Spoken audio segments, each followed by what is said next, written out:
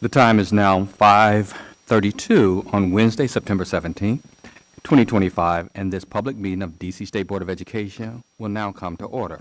The roll will now be called to determine the presence of a quorum. Director Butler, please call the roll. Good evening. Representative Chamberlain. Here. Representative Dinkins. Here. Representative Mazumdar. Here. Representative Wardeed. Here. Representative Best. Present. Representative Chang. Representative Chang. Representative Colson. Present. Representative Goulet. Representative Goulet.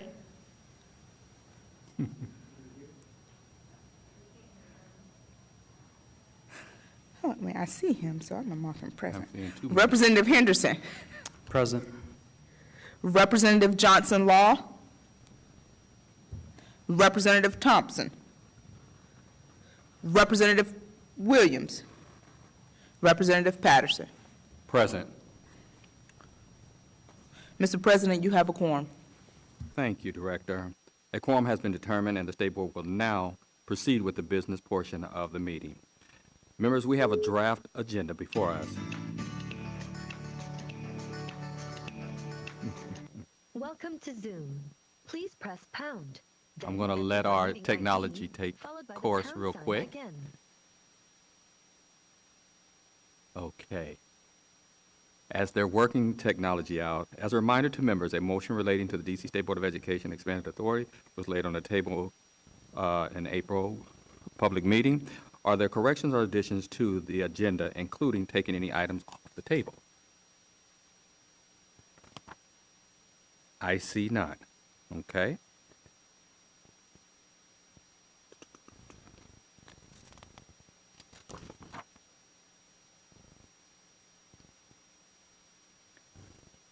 We now have the minutes from our working session on September 3rd and our fall board retreat on September 13th. Is there a motion to adopt these minutes?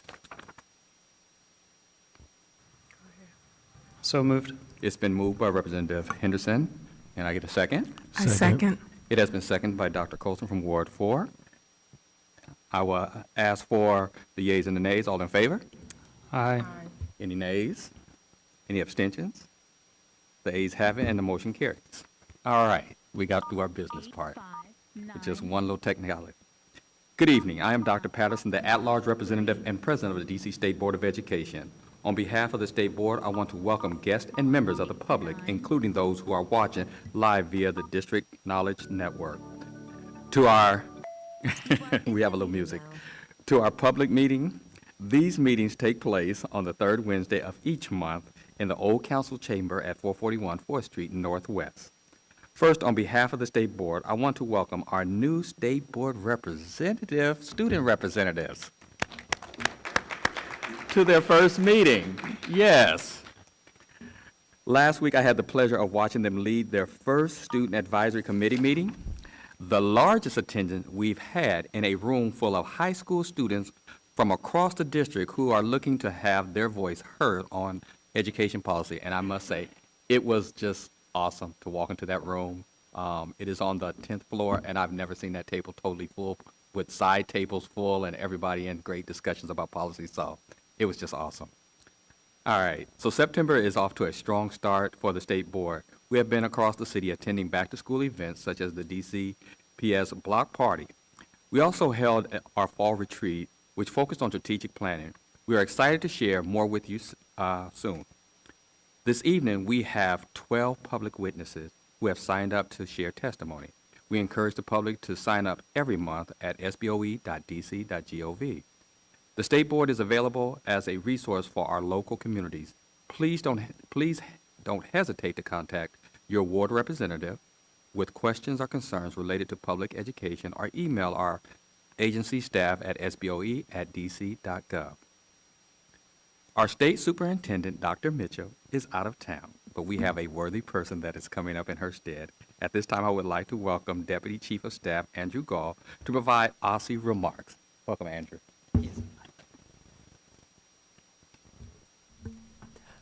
Thank you, President Patterson. Good evening to the board and to DC residents. Happy Constitution Day. My name is Andrew Gall. I'm the Deputy Chief of Staff for the Office of the State Superintendent of Education. It is my honor to join you this evening and to present remarks on behalf of Dr. Mitchell. I would like to first begin with a note of gratitude. Thank you to all the teachers, school staff, bus drivers, students, and families for showing up to school with your best selves despite the challenging circumstances around you. From clapping our students in on the first day to sending personalized notes home to major investments in instructional improvements, there are so many things our education community is doing, big and small, to help us have a strong school year. It is felt, it is appreciated. Thank you. DC's latest statewide assessment results were announced on August 21st, the day after Dr. Mitchell last addressed this body. So with the release of our latest DC CAPE results, it's a good time to step back and reflect on the progress our education system has made under our stewardship. OSSE was established as the state education agency for the district through the Public Education Reform Amendment Act, commonly known as PARA. This 2007 act also established the State Board of Education. Before that, the elected DC Board of Education was the primary entity responsible for education policy and oversight, and our education system struggled mightily at that time with NAEP results well below average and low high school graduation rates.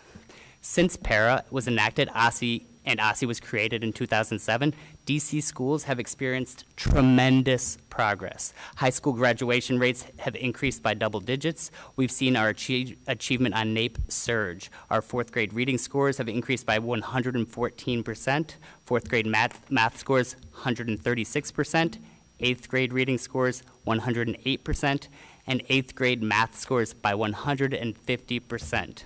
These advances made DC home to the fastest improving urban school district in the country before the pandemic.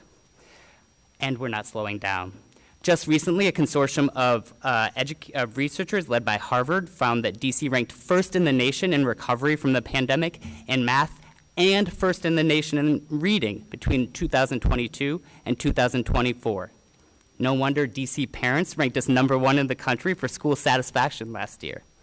And the latest CAPE results are even better. DC saw a 3.6 percentage point improvement in both math and ELA, and we're now surpassing pre-pandemic achievement in ELA as a district. While we know we must continue to make further progress, and Dr. Mitchell would not be happy with me if I did press that forward. We know we have more progress to go. Every resident, every policymaker in the district should really celebrate these tremendous gains. It's a really good story that we can tell about the District of Columbia. After all, it reflects the dedication and hard work of our educators, our students, our families, and education leaders. Moreover, these results create a virtuous cycle that draws more families into DC's public education system. While other jurisdictions rapidly lose public school students, we've increased overall public school enrollment by 39% since PARA's enactment. And we've increased pre-K enrollment by 176%. So we now have the highest pre-K3 enrollment and the highest pre-K4 enrollment rates in the country. DC is first in the nation in the Trial Urban District Assessment, first in the nation in math recovery, first in the nation in reading recovery, first in the nation in pre-K3 enrollment, first in the nation in pre-K4 enrollment, first in the nation in parent satisfaction. The story of DC education system under OSSE and in partnership with the State Board of Education is one of continuous growth and remarkable improvement. So we owe it to every child to keep closing those gaps, expanding opportunity, holding on to the ambition that got us here. We have more work ahead of us to ensure that all students benefit from these gains, but the direction is clear. We can keep proving to the nation what happens when a city dreams big for every student, invests equitably and strategically, and stays the course. OSSE looks forward to continued growth and success under Mayor Bowser and Dr. Mitchell's leadership in the new school year. One way that OSSI plans to continue to guide DC to further growth and success is by reimagining DC's graduation requirements. So we are excited for this evening's discussion on our math requirements. And it is well timed with our math task force recommendations to be published shortly. You have put together a really illustrious group of panelists, so kudos to your staff. And thank you to the panelists for lending your expertise to our local conversation. Before I close, I just want to highlight a couple of our agency's recent actions for your awareness. Last month, we published an updated early childhood transition policy as part of our larger push around improving special education in the district. This policy sets our SEA practices and clarifies requirements to ensure the smooth and effective transition of children with disabilities from early intervention services under Part C of IDA to school-based special education and related services under Part B. We've also recently teamed with FEMS and the Department of Health to draft and distribute a cardiac emergency response plan and undesignated emergency medication action plan, respectively. Last week, OSSI joined the State Board's Student Advisory Committee to inform the development of our model cell phone policy. Hearing directly from the amazing students that sit on your committee is always one of our favorite activities, and they did not disappoint. So thank you to all the students for your thought partnership and participation. And this week, we published our annual pre-K report. Thank you so much for your time and attention and consideration. All right, thank you, Mr. Gall and OSSI for the partnership and everything that you guys are doing. We appreciate your consistent partnership and collaboration. And real quick, I need to go back because during the process, I did not approve our agenda without any additions or anything like that. So I will do this by voice. All in favor of adopting the agenda, say aye. Aye. Any nays? Any abstentions? The agenda carries. Thank you. Now I'll get back to the regular things that we do. We will now move on to our expert panel on reimagining high school mathematics. As a reminder, the purpose of our expert panels is to inform State Board members on a special topic related to public education. We welcome a wide range of perspectives each month and topics so we can use the information to take united action as a board. I will now call on each panelist. When I call your name, if you are here in person, please come to the table. Dr. Katie Arrington,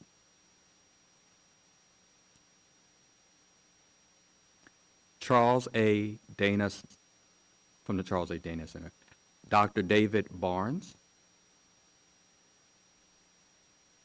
Lindsay Brightful, Adria McChristian, Ebony McKinney,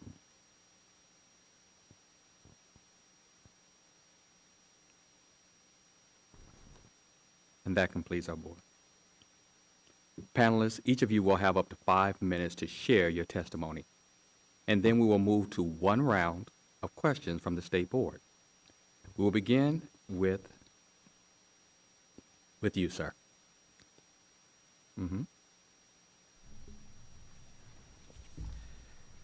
Members of the DC State Board of Education and guests, thank you for your focus on reimagining high school mathematics. I'm Dave Barnes, the Associate Executive Director and Senior Math Educator at the National Council of Teachers of Mathematics and a former high school math teacher. I share my perspectives of more than 40 years in math education. As the National Research Council urged long ago, mathematics must be a pump, not a filter, in the pipeline of American education. Your task is simple to say and challenging to do. At its core, it is to design math requirements for high school that increase opportunities for every student. True grounding ideas guide my comments. First, work to do no harm, especially when too many students leave high school convinced, I'm not a math person or I can't do math. Second, put students first by considering what you want the residue from their K-12 and high school education and math experiences to be when they leave. Maybe including confidence that they can learn and understand math, and the ability to use math to ask and answer real questions about their worlds. On aligning requirements to college-bound and career readiness, I believe there is not a single path that serves this goal. College admission practices still implicitly reward a calculus pathway. Students aiming for selective admissions should have access to Algebra 2, pre-calculus, and calculus, maybe with on-ramps that begin after middle school. At the same time, for many degrees and immediate career or training options, some of what is in Algebra 2, but not all, along with statistics, quantitative reasoning, and data science, are more relevant and transferable. Graduation policies should recognize multiple routes that keep doors open and value and recognize students engaged in learning and doing mathematics. Across the country, states are widening the lane markers while keeping the bar high. Some allow a personalized final math credit aligned to a student's post-secondary plan. Others accept evidence of readiness, dual credit AP, IB, industry credentials, in addition to course credits.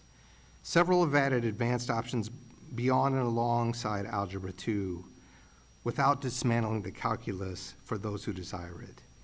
The common thread is pathway pluralism paired with clarity about what each path prepares students to do next. In terms of best practices for these courses, a couple things to consider. I would encourage math every year of high school, not just applying for 4 credits, but continuing to learn math makes it easier to continue to learn math. Whether dual credit, modeling, statistics, or calculus, it keeps students ready to learn while they're in high school and beyond. Multiple advanced pathways after geometry and integrated 2. Keep us calculus pathway through Algebra 2 and also offer statistics, data science, applied CTE, quantitative math that are every bit as rigorous and valued, not a second-tier math piece. And there's some Algebra 2 content that can be embedded in these. Also protect access and mobility. Work to allow students to move between paths as interests sharpen or wane, and to ensure no one is tracked into a dead-end math sequence. The goal is to increase opportunity. One of the questions was about implementing challenges and how can DC lead. Communication, advising, and transparency. Provide clear and plain language guidance and maps to teachers and students and families, showing each pathway and example courses and where they lead to meet the goals of those students, whether it's admissions or majors or credentials or careers. Also work, and it sounds like you are, to improve the experience, providing professional learning and high-quality materials that help students engage with, make sense of, and apply mathematics, statistics, modeling, and quantitative reasoning. This cannot be a repackaging of traditional math learning of I do, we do, you do, and then flush it away. The last is guardrails for opportunity. Monitor who gets which opportunities, who completes math each year, and who is increasing their options, and act on that data for those that are not. Let me end where I began. Reimagining math is not about lowering expectations, it's about raising relevance and broadening opportunity. Require math every year, make room for multiple pathways that all lead somewhere worth going, communicate clearly with students and family, invest in teacher learning, and measure what matters. Whether more DC graduates leave high school confident in their ability to use math to understand, question, and improve the world. I support your efforts to build a system that finally makes math the pump it was meant to be for each and every student. Thank you. Ms. McChristian? President Patterson, Vice President Williams, and esteemed members of the State Board of Education, good evening, and thank you so much for the invitation to be with you tonight. My name is Andrew McChristian. I'm a Ward 1 resident, former Head Start teacher, and Just Equations National Policy Director. Just Equations, we're a policy institute that works across educational segments to ensure that math policies give all students, regardless of race, class, or ethnicity the equitable quantitative foundation they need to succeed in college and beyond. We're also proud to serve as a member of OSSE's DC Math Advisory Circle to the Math Task Force and are very excited for the report to be coming out very shortly. As I shared in my written testimony to the board, the time is ripe for the district to join with states across the nation that are reevaluating high school math education, particularly this traditional math course sequence, starting with Algebra 1, Geometry, and Algebra 2 in an effort to prepare students for calculus that has been largely unchanged for generations. Specifically, several states have focused on ensuring that the math courses offered to students provide them with the basic foundation to succeed in college and beyond by 1, adopting integrated math sequences, and/or 2, rethinking Algebra 2 during the first 2 or 3 years of high school math. Turning first to the issue of integrated math, the district's proposed math graduation requirements of, quote, Algebra 1, Geometry, and Algebra 2, or an equivalent integrated math course at a minimum, end quote, could be interpreted in several ways in the context of efforts of other jurisdictions. As Dr. Brightful will share, Maryland recently developed a new mathematics policy that moves the state from an Algebra 1, Geometry, Algebra 2 sequence, so that traditional sequence, to a 2-year integrated sequence. Similarly, Oregon has implemented a 2-year sequence that includes algebra, geometry, data science, and statistics, and Utah and North Carolina use a 3-year integrated sequence as well. Importantly, as we've shared with members of OSSE, if the district moves ahead with its proposal for an equivalent integrated math course, we urge them to clarify whether it intends to integrate the entire Algebra 1, Geometry, Algebra 2 sequence, modernize only its Algebra 2 course, or offer multiple course options starting the 3rd year. As even mentioned, transparency and being clear is the ultimate goal here to make sure there is success for our students. 2, next states are rethinking the role of Algebra 2, which admittedly is a complicated issue, and that's why I know there was a specific request to talk about that. On the one hand, Algebra 2 is a stepping stone to STEM careers and is often a requirement for university admission. But on the other hand, it's a challenging course, as many of us can remember, with few direct benefits for students who aren't pursuing STEM majors and careers. At Just Equations, we advocate for all students to have access to the math courses that are required for admission to public universities in their state as a national policy organization, which may include Algebra 2. This requires an open dialogue between K through 12 and higher ed systems, something that is particularly needed for the district students because while the University of the District of Columbia does not appear to have an Algebra 2 admissions requirement, about 75% of the district's class of 2022 who went to post-secondary did so out of state, with about 50% staying within the DMV area. On this point, it's heartening to know that OSSE has already started reviewing the admissions requirements at the top schools attended by the district's DC tag recipients. Some states, like Ohio and Oregon, have also added options in addition to Algebra 2 for their 3rd math requirement, working in collaboration with their public universities to ensure that the new courses meet admissions requirements.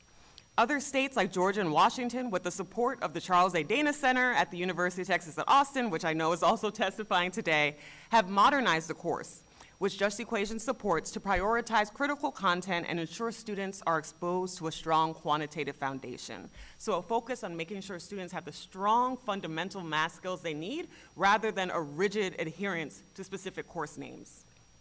Last, we urge the district to consider offering distinct math pathways after the first 2 or 3 years of high school math. Doing so would allow students to explore their interests and prepare for their future careers. Importantly, pathways should provide students interested in STEM majors a route to calculus, while also providing options for students interested in careers outside the traditional STEM path. We were just speaking with Executive Director Butler right before the testimony about how if statistics had been an option in her rural town in Georgia, maybe that would have set her up in a way for college for a psychology degree. Importantly, pathways should provide students interested in STEM majors a route to calculus. As I mentioned, we're also providing options for students outside the traditional STEM path. These math course options should be flexible and allow students who may not yet know their future majors and careers to move across pathways. They should also include dual enrollment and other advanced courses. A number of states have developed such pathways that include courses like data science, quantitative reasoning, and stats like Maryland, Oregon, Utah, and New Mexico. Thank you so much for your time and all that you do for our students. Thank you. Thank you so much. Now we will move to some of our online testimony. Dr. Arrington.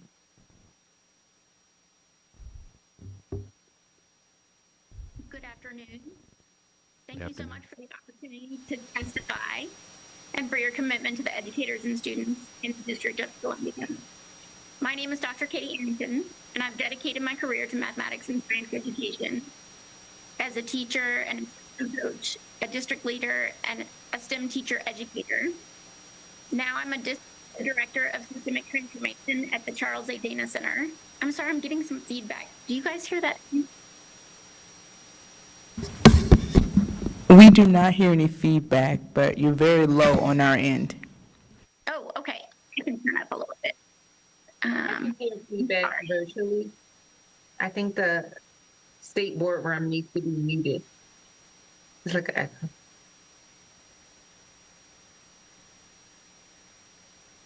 Okay, I turn up on my side. I'm sorry. I don't know if I continue.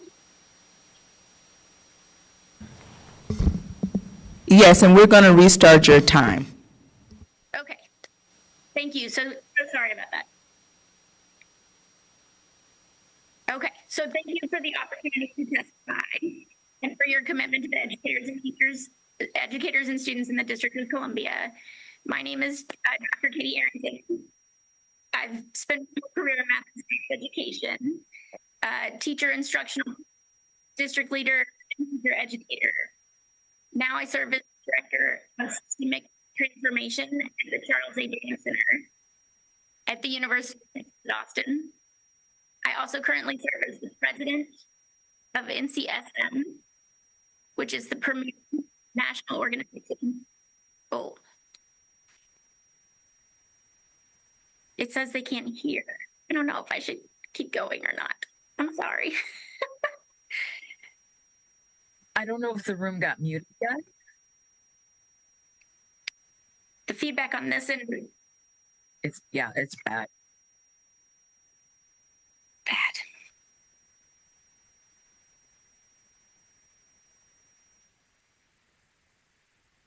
So sorry.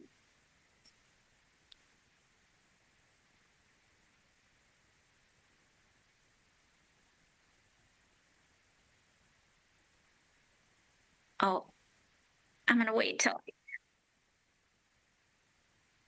something.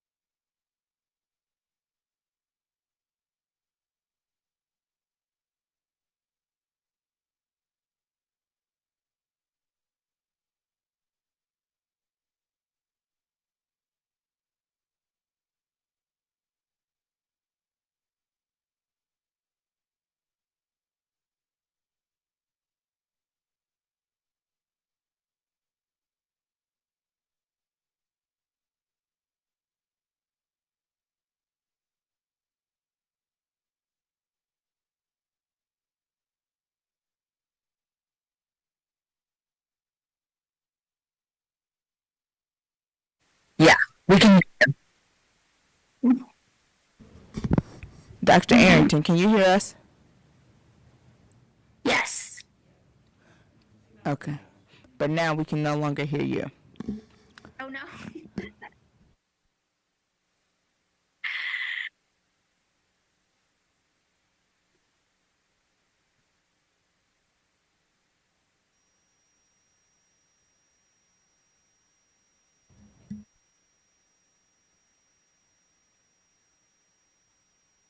Uh-oh. Ooh. Now it's back to the.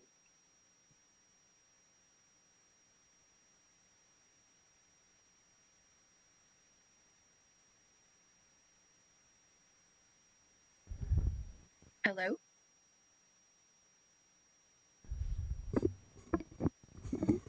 I hear a little bit of feedback on my end. We're going to apologize to all of our virtual testimonies. We are having a lot of difficulties with our technology this evening. So what I'm going to ask, and I apologize for doing this, and for you to come on and not be able to testify, but we're going to ask you to submit your testimonies and move forward. Okay. Okay.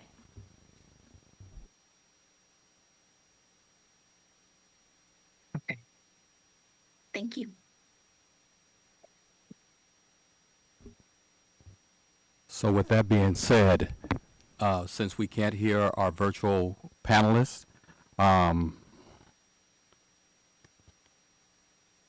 we're going to move forward on our agenda.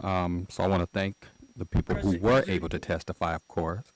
Director Bullock will now call a round of member questions. Each will begin with our new student. We will begin with our new student representatives first. You guys will go first. Each member will have up to 3 minutes. A reminder to members that the 3 minutes include both the time to ask the question and the panelists to respond. Okay? Director Butler. Okay, thank you. Representative Chamberlain. Hi. I have one question for you all, and that would be around pre-calculus. So my understanding, and you can correct me for sure if I'm wrong, but as a high schooler, my understanding of the DCPS current math requirements is that you have Algebra 1, Geometry, Algebra 2, and an upper level math. So that upper level math can be pre-calculus, or it can be statistics, it can be whatever your school offers. Do you believe that pre-calculus should be a graduation requirement, or do you believe that it could be skipped over and moved on to statistics, or for example, instead, or to any other upper level math?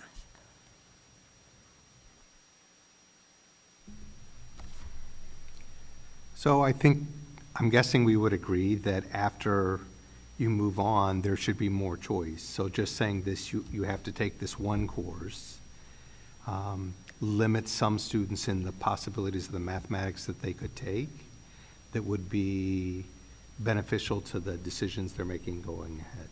If they're going on to a STEM career or college admissions, pre-calculus might make sense, depending on what they're looking at. But for a range of other situations, statistics or quantitative reasoning, mathematical modeling might be a better choice. And can I add on for the question? Okay.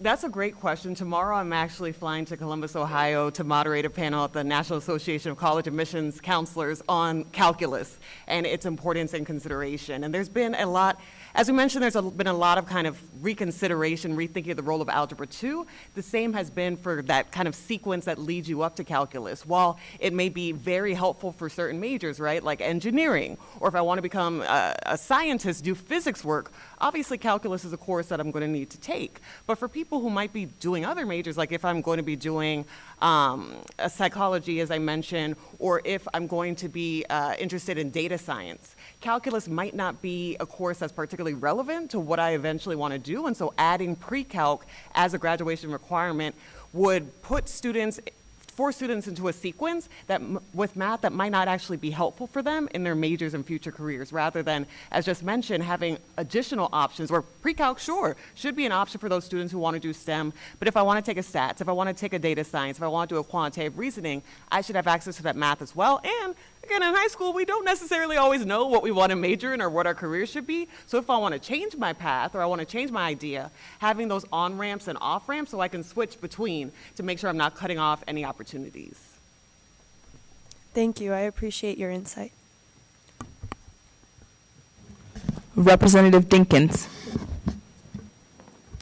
Hello. So my question is regarding the non-traditional math structure. I'm noting that a lot of colleges and universities prioritize this math structure. How do you suppose the conversation would go with students and their families of like prioritizing this form other than like the traditional form that colleges usually go for. Transparency, transparency, and transparency.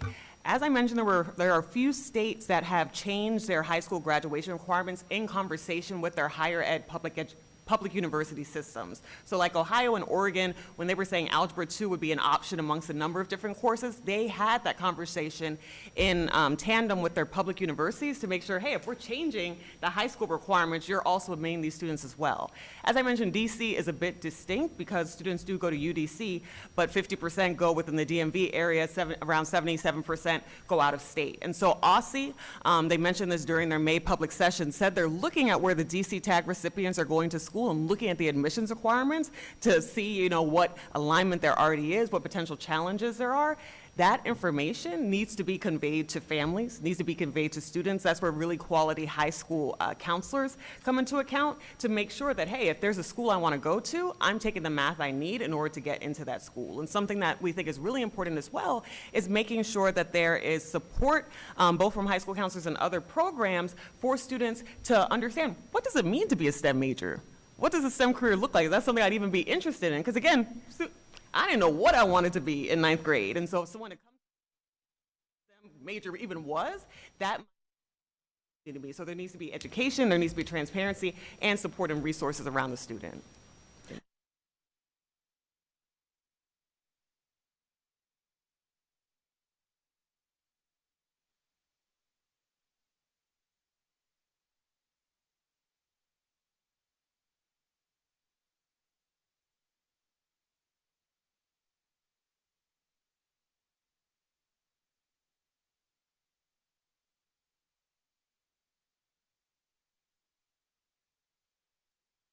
They're building this and they're applying it. More than just regurgitating the I do, we do, you do. We know that that doesn't create lasting learning. And we hope that students would find interest through the work of doing the mathematics. So we have a number of publications that support what that looks like at high school. But it's about deep tasks and groups of kids working and talking together to make sense of mathematics, and then talking amongst themselves to make sure it makes sense across them, and then working to apply it. Thank you. Representative Mazumdar. Hi. So I have two questions. One, first, in terms of, at least in the interest of transparency, could you define more what integrated math is, I guess? Is it just math past the rigid structures of algebra and geometry, or is it also that higher level piece to it? So integrated math should work to build connections between different areas of mathematics. So I'm not just doing symbolic manipulation. In algebra, there are places that I could do algebra and geometry and data, and there are similarities between the concepts I'm learning, and I'm learning those together to build, I'll say, a web of understanding about the mathematics. Some integrated math is more like chapters in a book. We do this one, and the next one is just separate, and the next one is separate. But true integrated mathematics works to build a coherent connection between various math concepts across the different areas of algebra, geometry, statistics. And so, I know you had a second question. I don't want to take up all your time. But I know I had mentioned that there was this traditional sequence of Algebra 1, Geometry, Algebra 2. There have been studies, and I know NCTM has come out with some research on this, that there is a disconnect between a course name, like you're taking an Algebra 2, and what you're actually being taught, where a lot of it might be skills that aren't necessarily relevant to the algebra and the fundamental math skills that you need in order to then go on to more advanced level courses. And so I'm so sorry, Dr. Bradford, we weren't able to hear her, but as I mentioned, Maryland recently went to an integrated sequence. Before they had Algebra 1, Geometry, Algebra 2. Now they're integrating the skills, as was mentioned, into integrated Algebra 1, integrated Algebra 2. So looking at the algebra, looking at the data statistics, all these other factors as well. Oregon has implemented the 2-year sequence that includes algebra, geometry, data science, and stats, and Utah and North Carolina also have integrated sequences. So instead of being so stuck to You have to take this course, you have to take this course, you have to take this course. What skills do students need to build that foundation? And let's integrate them into the various courses. Cool. And my quick follow-up, do you guys believe that that sort of like on-ramp of integrated math should start in middle school? And if so, what would that conversation between like high schools and middle schools look like?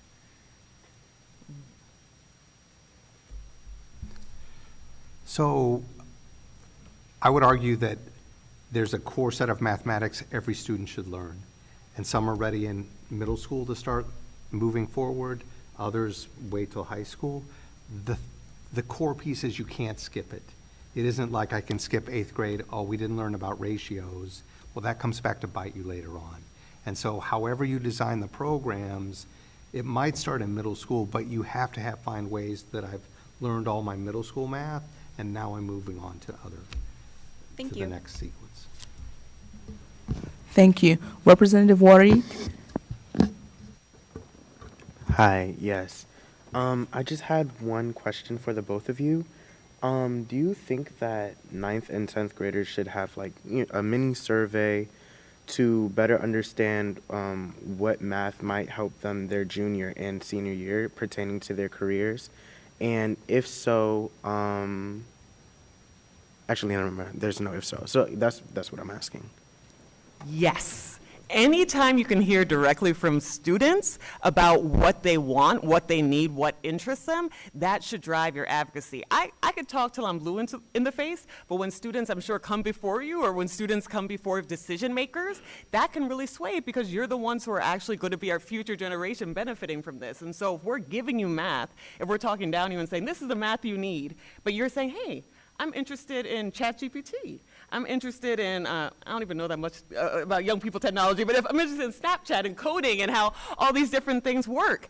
Okay, how can we develop a math course that both taps into your interests, prepares you for the workforce? The Congressional Black Caucus Foundation, for example, just put out a Black policy playbook that said we need to get more Black people into the tech sector. So let's give you some courses now that can prepare you for that career. And if you're interested in math, that will make you want to continue to take math courses and potentially see yourself as a math person, a math major, and enter into a math career when you previously would not have done so. And I'm going to say yes, and I think you should start sooner. You should start in middle school talking about students. It doesn't mean that they have to make a decision. They move between pieces, but thinking about what do I want to do and understanding that the decisions I make then will impact me as I move forward. So you have to, when you're making those decisions, you have to have that communication, the discussion, the engagement. Thank you. Representative Best? Yeah, thank you both for being here. So I think Dr. Barnes, you had mentioned like a pathway pluralism and things of that nature. What safeguards can we put in place so that multiple pathways truly expand opportunity rather than reinforcing inequality or inequity? Notably, I'm thinking about you both mentioned like calculus, right? So so thinking about like calculus versus like a quantitative like reasoning, especially since many of the elite schools put a priority on calculus. And then the second question is, how can we as a city, I guess, monitor whether like our schools or our counselors, our teachers are fairly presenting like all the pathway options to students?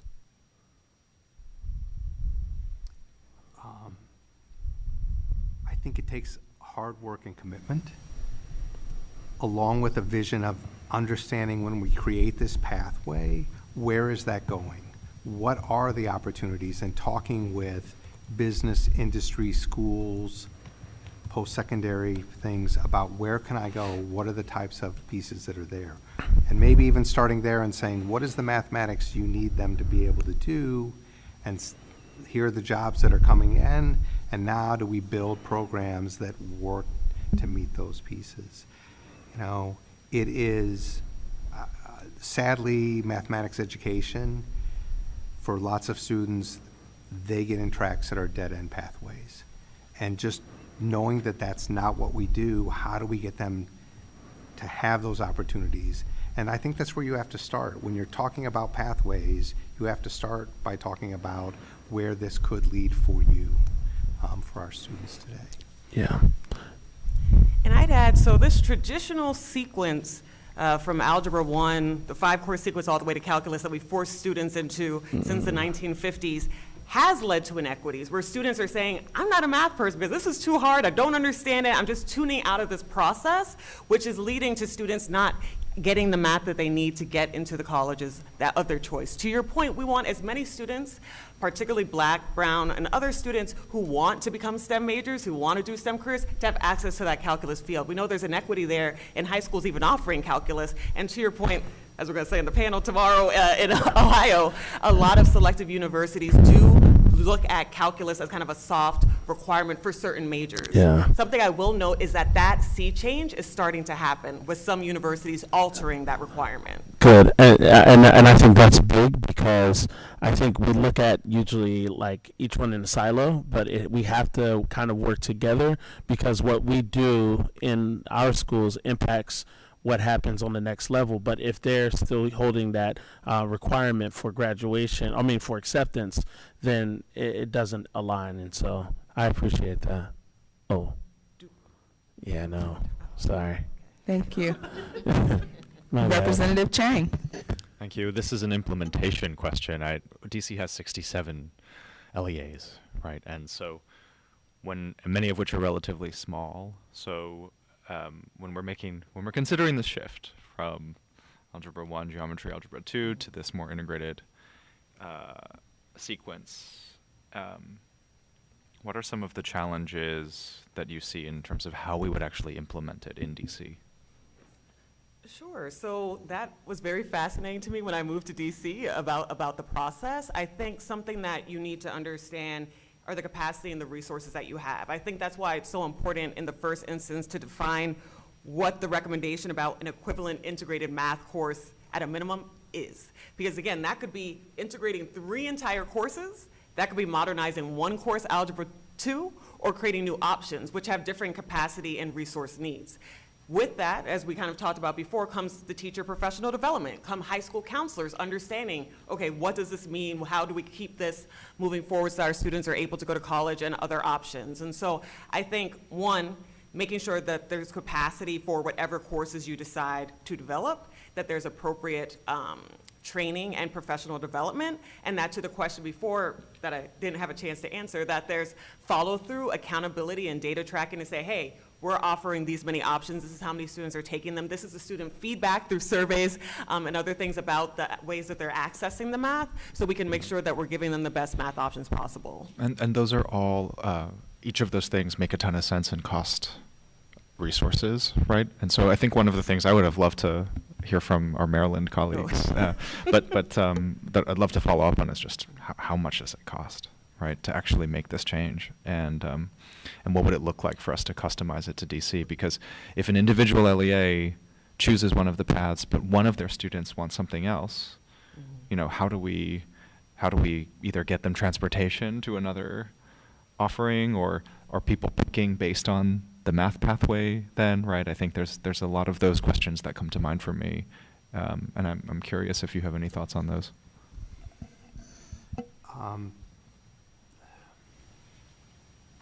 I think the goal is that the integrated math as an experience is probably better for students than the algebra, geometry, algebra 2 sandwich. I mean, that's the goal, and we know that students don't come through that experience with any connections.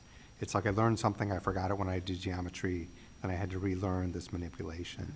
So building the integrated path is not saying you're not going to calculus. It's a valuable path for all students to give them the baseline understanding they need to make the next decision. That makes a ton of sense, yeah. And trying to push that idea rather than saying, this is for this students and these are for the rest. I think that is the wrong direction. Okay, thank you. Representative Colson. Good evening. Thank you for your testimony. One of the major goals of the city is to ensure that our students are able to have family-sustaining careers when they complete high school or K through 16. Dr. Barnes, you mentioned talking to industry leaders. I was at a conference over the summer, and one state is having direct conversations with their industry leaders to find out what the industry needs and then have the schools to prepare or to provide that. Has there been any study or any discussion around the industries that we have here, primarily law firms, nonprofits? We are also the sports capital of the United States. So how can we connect that to what we're putting or offering our students in high school, primarily so that they don't waste time? Because you mentioned we don't always know what we want to be in college, waste time taking courses. What are your thoughts on that? I'd love to hear from both of you. So, what I would also say is that you're a city that is building and growing and continuing to change. Right? To do that, but those types of things, I talked with someone who is a construction engineer, and just to ask this question, like, what is the mathematics you need to come in and start to do that? And we had an interesting discussion that you don't need a degree, but you need, and you can get some certification to become things that helps you to drill, to learn how to drill things, to how to do this and build these things. And they were saying they don't have enough people to work on sites that understand the mathematics to do these things. So while we see, I think it is a wide range of pieces that we look at to bring in, because our students have a wide range of things that they want to do it. And so that would be my suggestion of trying to look at the full gamut of industries and where are the places that you have needs that you could come in and even build apprentice programs or other types of things to get in and see what they're doing. And I think that's one of the things for students.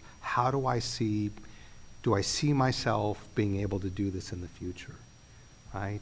Versus I don't know, and trying to look, and I'm just making this up on the spot, but ways for kids to see what are the possibilities of employment, sustainable income pieces that I could in the city, and engaging the range of industries in DC to look at that. And I think you hit on a great point, because as I mentioned in the testimony, in the August 2025 panel that you all had about what skills graduates need, there was that point about, okay, we need the math and science necessary for healthcare careers.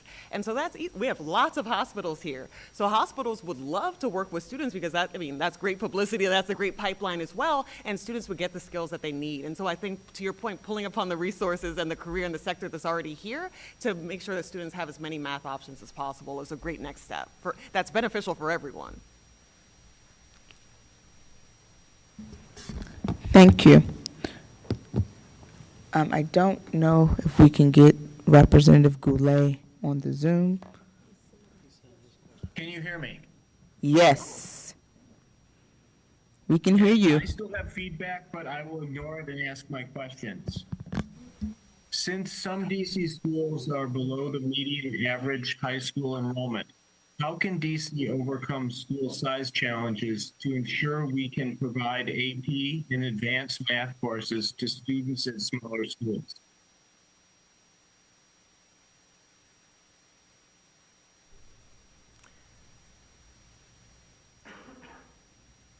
That's a logistics consideration that a lot of districts are just grappling with, is making sure that class sizes are beneficial to make sure that students have the opportunities that are available to them. I think that goes to the kind of question that Board Member Chang had asked about the logistics of rolling out these programs, and that's something I'd really kind of take the counsel of OSSE and the Math Task Force, who's been exploring these options. Something that, we push for at Just Equations is that students have the opportunities as often as possible from an equitable foundation to access those advanced courses. And so any kind of pathway, again, we mention and suggest having these diverse pathways starting after the second and third year would allow students to reach those courses. But that would speak to a logistical question in terms of class size, which I'd want to defer to kind of the local experts here on, rather than kind of try and postulate, rather than saying that we do want to make sure that as many students as possible have access to those advanced courses as they appear ready.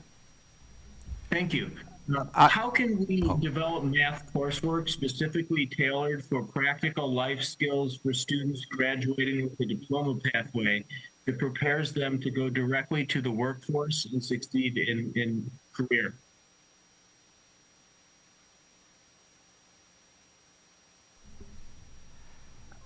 I think this goes back to this idea of understanding what the workforce needs.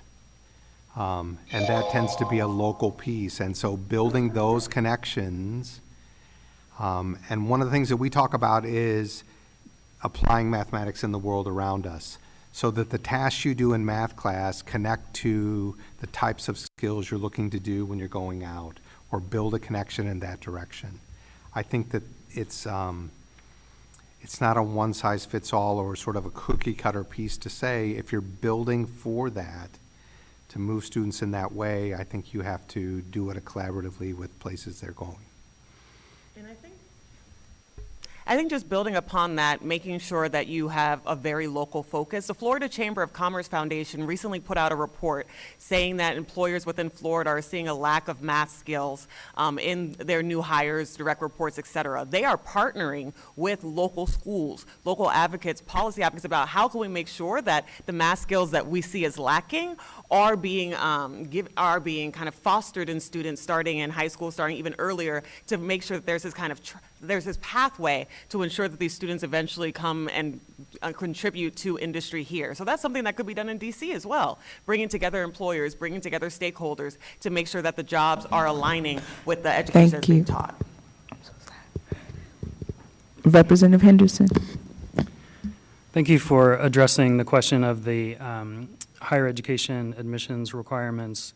I appreciate the push for transparency for at our level to make sure students know what's going on.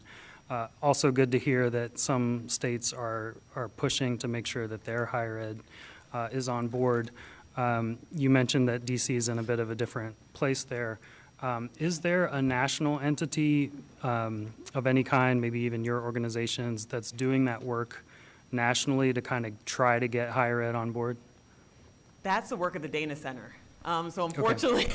I know that they submitted written testimony, but they have been doing 4 years creating these pathways between the K through 12 and higher ed systems. So many of the examples that I listed, like in Oregon, Ohio, were done through their Launch Years initiative, which partners and brings together K through 12 and higher ed voices to create these pathways. I know that Maryland worked with the Launch Years initiative and other states as well. So they're doing amazing work, and we're glad to be partners with them. Mm-hmm. There is also a National Association of College Admissions and High School Counselors. And we have met with them and talked with them. And I will tell you that at the top level, they understand the challenges with the role calculus plays in college admissions. What you see in some of the places, just the operationally, it's not a requirement to get in, but the people that do admissions and make those decisions, a student with calculus versus a student without, they'll pick the student with. So the culture has to change as well. There's a culture piece, but we are having communications with them. We've spoken there, and I think there's an effort to do it. It's just not a quick piece. And that's the conference I'm presenting at tomorrow. Okay. It's the NACAC conference on the limits of calculus and how calculus is considered in the admissions process. So they're, by their name and association, and the Dana Center are kind of working with states directly to do that work. Thank you for that work. From a teacher training standpoint, what does this shift that you're describing to the more integrated courses, what does that entail for teachers? Is it just is this all in their skill set already? What skills do they need to add to make this transition from the traditional pathway to what you're advocating for? I would say that if students are struggling with the relevancy of the classes they're in now, just doing it the same way and putting the content up isn't helping us, or isn't helping us a lot. This idea of more engagement and sense-making and application of problem-solving as we do the mathematics and build the connections should be factored into why we're doing the integrated math. And so that takes some work on content and pedagogy and that for the teachers. And to that point, I think changing anything that's kind of been standing for decades is hard. As a former Head Start teacher, we brought a new curriculum, and that was hard. We had some difficult conversations because people were familiar with the old way of doing things. And so we want to make sure that our teachers have the resources they need to prepare the students. The students and their families are also understanding the different processes, the different sequences. The high school counselors as well, the Yes. administrators are understanding what this means for their students. And so we think professional development is critical to any kind of change. And I know others who have worked on this, who are panelists, can speak to that further in their written testimony. Thank you. Thank you so much. Representative Johnson Ma. Again, thank you all so much for your testimony. My question is going to be centered in children that have disabilities, so kiddos that have IEPs. And again, as we're reimagining, I challenge everybody as we reimagine, we are inclusive as possible. I know people would like to erase those words from history, but we're not. We're not going to do that. We're going to be uplifting and inclusive as possible. So with that, as you all, with everything that you all have said, what best supports and best practices, both for special education teachers and general education teachers, can we use to help our kiddos that have IEPs to support them in, like, let's say, calculus or algebra, or, you know, as we look at the math requirements? Something that I know has been helpful and just through conversations is co-requisite support. So if I'm having a course and I need additional support to kind of understand some of the fundamental foundational math within that course, making sure that there's a supportive course, supportive structures. I know DC has been very big on math coaches and tutoring as well, making sure that as we look to reimagine the graduation requirements, that they are well-resourced to help and support students. In my classroom, we had students with IEPs as well, and so making sure that if they needed scaffolding, if there need to be before hour, after hour additional support, bridge programs during the summer, to make sure that students get the foundational math that they need to make sure they're keeping on track for graduation and beyond, I think is essentially important, because it's not helpful if we're reimagining so that as many students as possible can move forward, but yet not giving the resources and funding that we need that leaves some students behind. Yeah. I would also encourage cooperation and collaboration between the teacher and the special ed person, the person supporting it. Sometimes those get at odds. One person's doing it one way, one's another, but how do we build so the students understand what they're doing, they're making sense of the pieces. They may not be as fast as everyone else, but they know how to make the pieces work, and getting those professionals to work together to support the learning for the student. Okay. That's helpful, because I'm always thinking through, like, when we're doing requirements or standards, the best way really is just to kind of bake in those supports for our kiddos that have disabilities. And as we're thinking about, again, reimagining all these things, let's just bake it in automatically. So that way when it goes to, like Representative Chang was saying, to implementation, that we're already thinking about these students. So when it hits the classroom, hey, like, here's a best practice, or hey, SPED team, gen education team, or math team, we're already baking in this anyway, because students learn differently anyway. And I think I'm out of time. So again, thank you all so much. And for those of you online who didn't get a chance, thank you for submitting your testimony, and apologies to you again. Representative Thompson. Good evening, everyone. I really appreciate some of the frames around how we should be thinking about math. I read a couple times the wording of, like, math should be a pump, not a filter. But I think my question, though, is, like, before we get to secondary grades, what are the things that are necessary to put in place so that kids can take it? Like, if, let's say, we get the high school graduation requirements amazingly right. That's my goal, amazingly right. And we have all these different pathways. There's still a foundation that needs to happen before you get to high school. We've had a lot of investment around, like, the science of reading, and there's not a math equivalent. And so I think my question is, like, let's say we take to heart everything you all have said about the secondary piece of education. What should we be doing to make sure our students are ready to take advantage of those pathways when they get to high school? So one of the things is start building students' understanding of mathematics early. It turns out that pre-K mathematics understanding is the best predictor for students' future success in high school and beyond.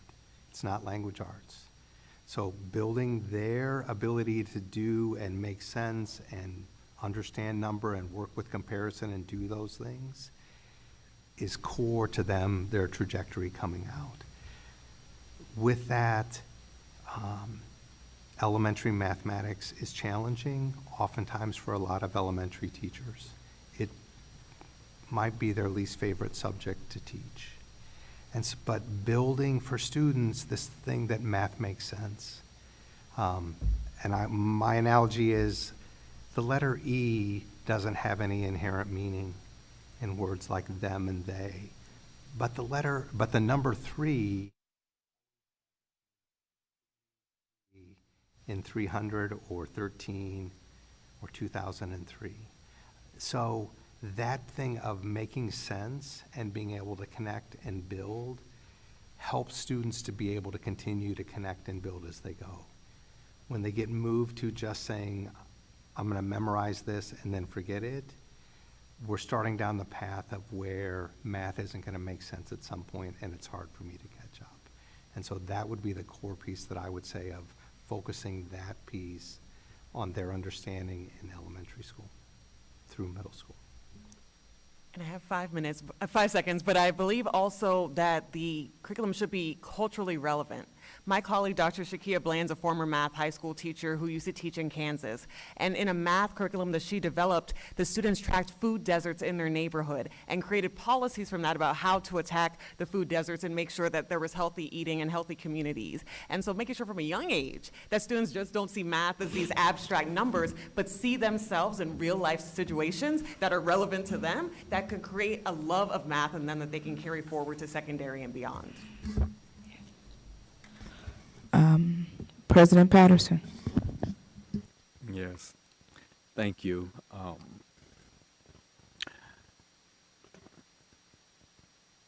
Do you think the state board should redo math standards alongside its graduation requirements?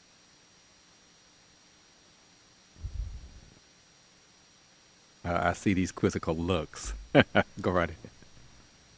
Well, I know that we are here today to discuss the math high school graduation requirements. I think that there should be kind of a reimagining and a transformation of math in high school to understand if we're doing it in a way that's the most equitable, to ensure that the largest amount of young people can have options to the math they need for whatever college they want to go to, for whatever career that they want to go to, for whatever field that they want to go to. If that includes an assessment of the math standards, so be it. But our position at Just Equations is that, we've done math in a set way for a set time, in a way that we've seen the NAEP scores. We've seen students surveyed that they're disinterested in math. We see employers saying that the people who are coming in are lacking the math skills needed. And so if a reevaluation is needed beyond just the high school graduation requirements, that's something that we think would be warranted if it speaks to an issue of inequity. I come up with my answer finally. So I think that oftentimes math standards focus on a student being able to do a specific thing. It's easy to test to do that. The challenge is that what we want students is to understand and question and apply. And so there's probably, with the technology we have now, less that I need to know about a specific thing, but more generally I need to understand mathematics. And so if your goal is to increase opportunities for each and every student, then there may be a lens to look at standards along with these graduation requirements that benefit all the students that you serve.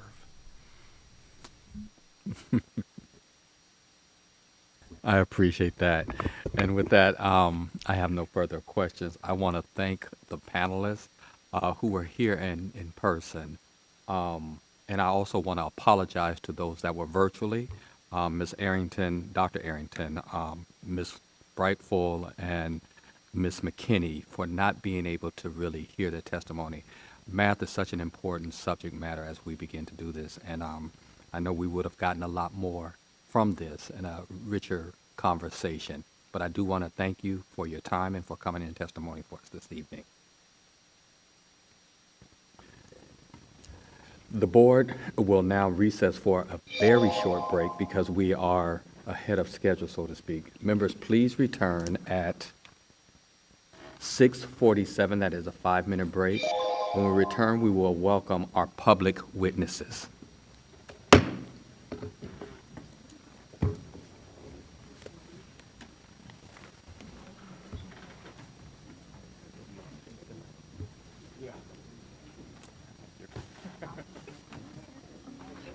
Yes, ma'am. I just want to ask if virtual participants for the public comments because I have a friend who was planning on doing it virtually, but will he not be able to speak? That's, you know what I was saying about the technology? Ask them have that arrangement. As well with you, but yes. It seems like Eric was able to ask his question. Yeah, but I don't know. But the feedback was so bad. He said he was going to ignore the feedback, so he probably could not hear himself very well, but he went ahead and asked us because we don't hear the feedback. Okay? Then I will. Yes, ma'am. I mean, I'll ask. I will. It's going on. Pretty good. I'm really excited for the year. We had a really good room. Not the website. Right. Which may be worse. I don't know. But Thank you. I just want to I get know you my work. You don't put stuff on the website. Hey, We're trying to redo our website. I got YouTube. Where did Satara go? Oh, Satara. God. Satara.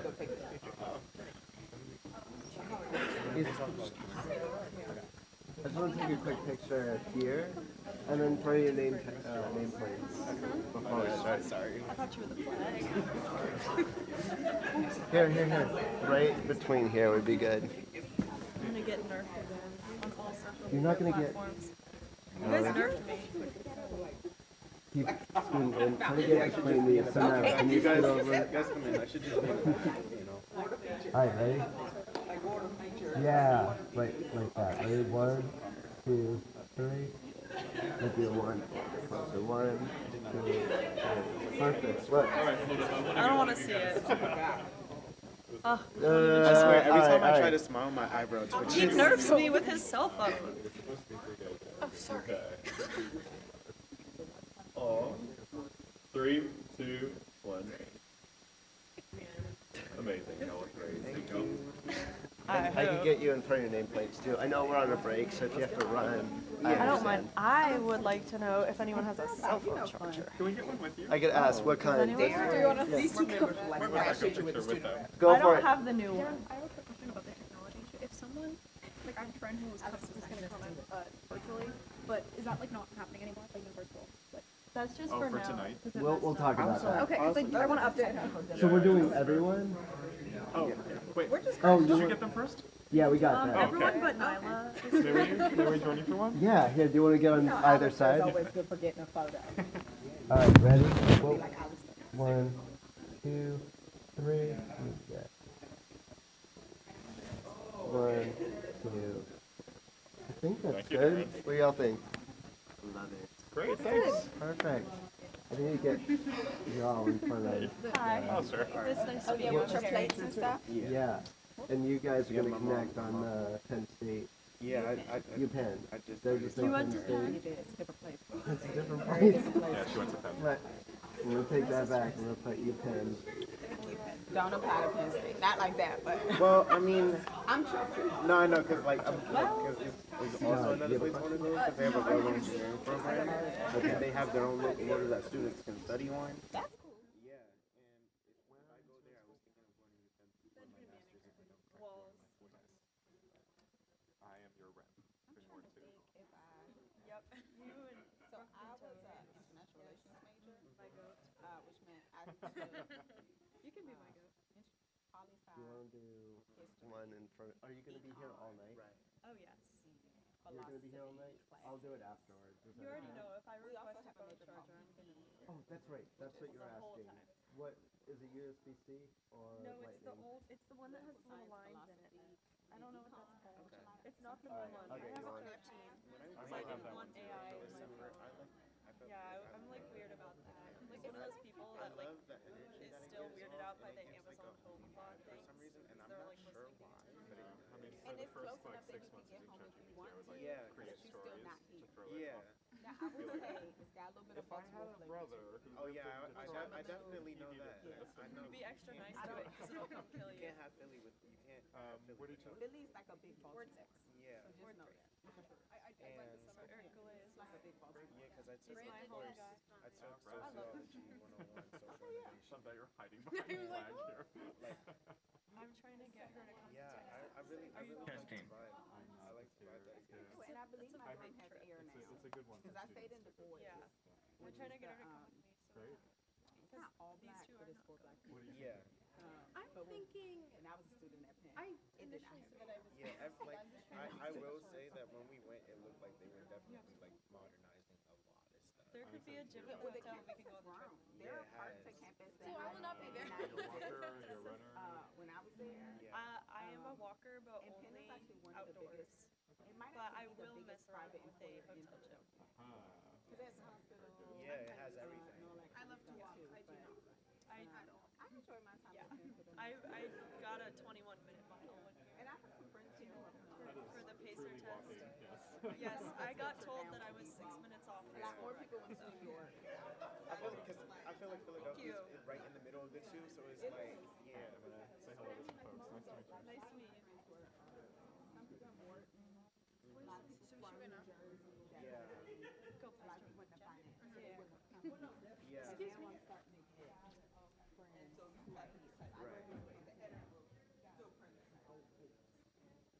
Oh, that's the year I was born. Thank you for sharing. He tell you he want to go to UPenn? I said I graduated from Penn in 08, and he said, "Oh, that's the year I was born." That's a good year, though. It's the year I graduated from grade school. You know, that's the It was amazing the year. older the year I was We got born. a For me, black and I was like, president, you know. Yeah, it was the year. That's the year I moved to DC. So a lot of And things you know what's happened in crazy that I just started thinking about? This senior class is the last class that was alive during Bush's presidency. 08. Yeah, Yeah.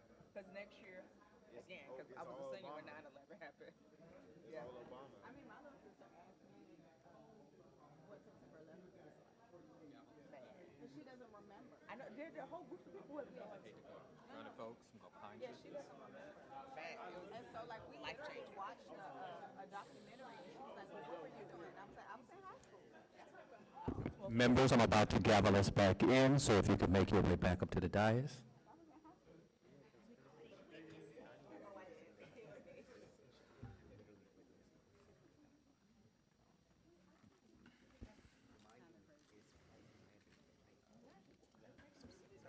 Let's make it do what it do. His first time on American soil.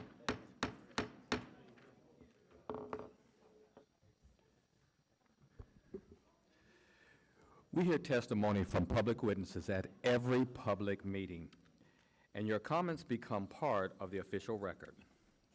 If you would like to speak at a future public meeting, please sign up on the website at sboe.dc.gov or contact our staff by email at sboe@dc.gov or by phone at 202-741-0888. Sign-up closes 48 hours before the public meeting. Tonight, we have 12 public witnesses who have signed up to share this evening. As a reminder, all public witnesses must share a copy of your testimony with our staff at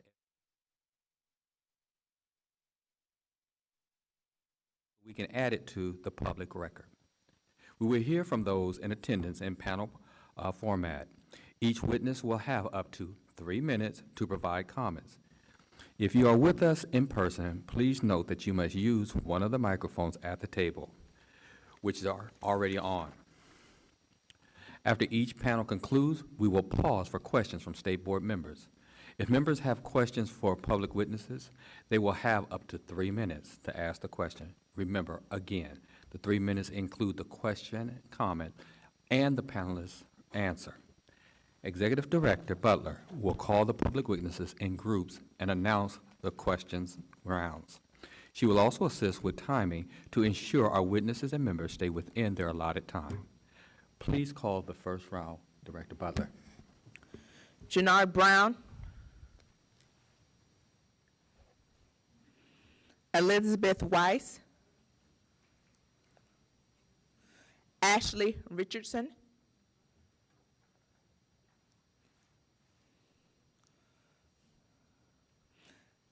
Angie Perko.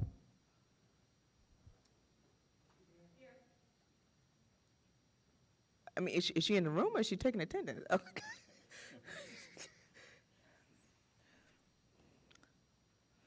Rosalind Lake.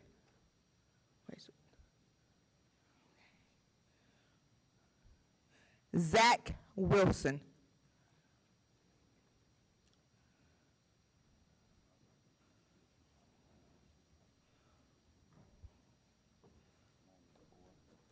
Laura Fuchs.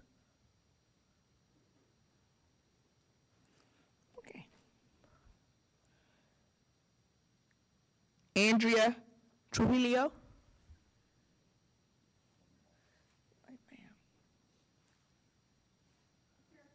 Okay. Andrea? Okay. Patrick Howley.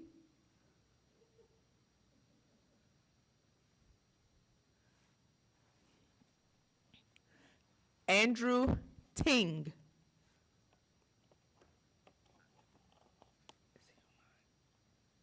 Is he on? Okay. Devon Montgomery.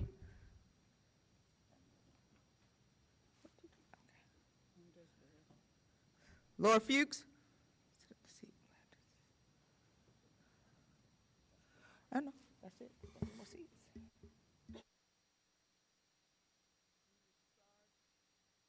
We will start with Elizabeth.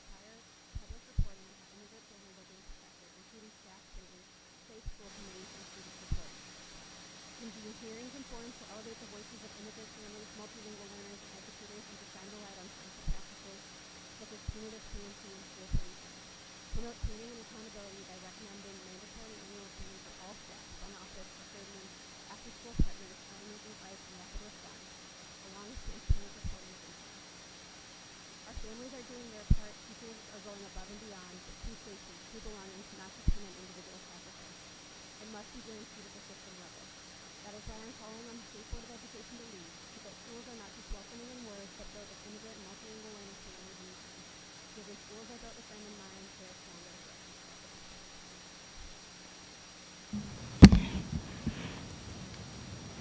Andrew Perko.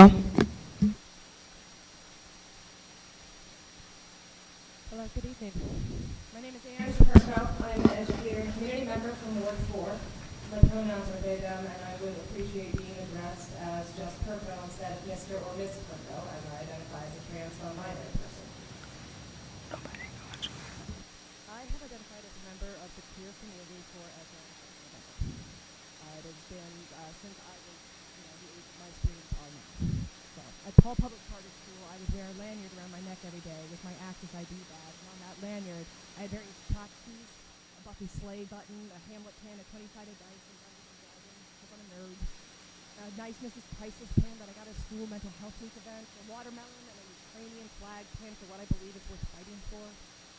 Class of 2024 pin for my babies from last year. And my pride buttons. My non-binary dice pin, the colors are black, purple, yellow, and white, which are Colors of the non-binary flag. Thank you very much. My they, them, Alicia board pin, and my You Are Safe With Me intersectional button. I've also listed a lot of 3DC buttons to work. It may seem a lot to just showcase my identity by this, but the truth is being unashamed and loving who I am, it makes my students feel safer to do the same.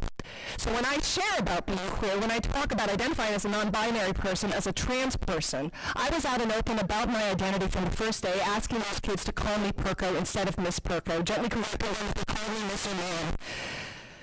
The question of my prefix was a debate amongst both students and myself before we ended up calling me Captain Perko last year. My second year, my principal pulled me aside, pointed out a new freshman, and went, "That's their name. They use they, them pronouns. You should connect with them."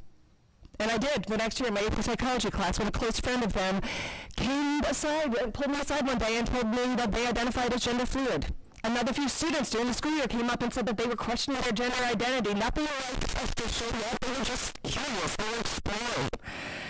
More than a few came out to me in terms of their romantic preference as well. By being open and vulnerable, and I am scared to do so right now, let me tell you, I am very scared to do so right now. But I make my classroom a safe place for those kids to come out and be safe. And for those LGBTQ plus youth, they need that space because there's a lot in the world right now that can make them go otherwise. And as opposed to the ignorant and stupid, this is the indoctrination they claim that so many schools are involved in. I still try to understand the logic of how certain people think school nurses are capable of gender reassignment surgery within the length of a school day, but the truth is this fear is political. We are being torn away from being considered normal and made into other, and by doing so, we are made into a threat to be hated and shunned. The boogeyman the public can build for society is. Your kids are not stupid about themselves. They are smart from a very young age.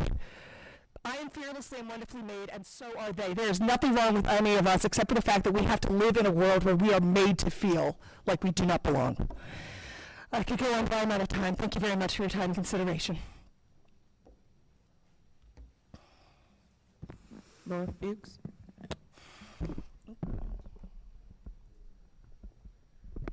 All right, thank you.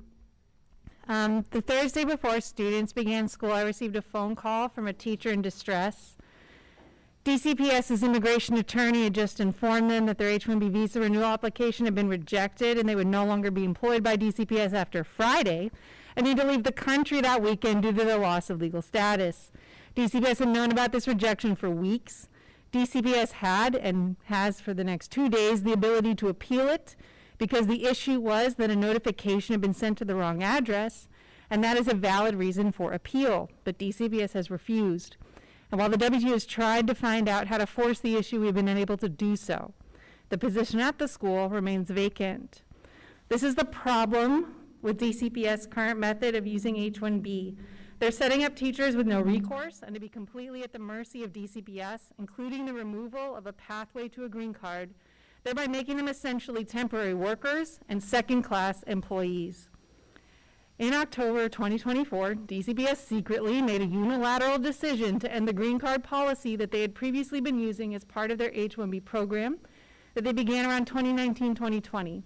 The H-1B program was started by DCPS to recruit teachers from abroad to fill persistent vacancies, especially around our language acquisition teachers, dual language programs, foreign language programs, but also other persistently hard to fill positions like math and special education.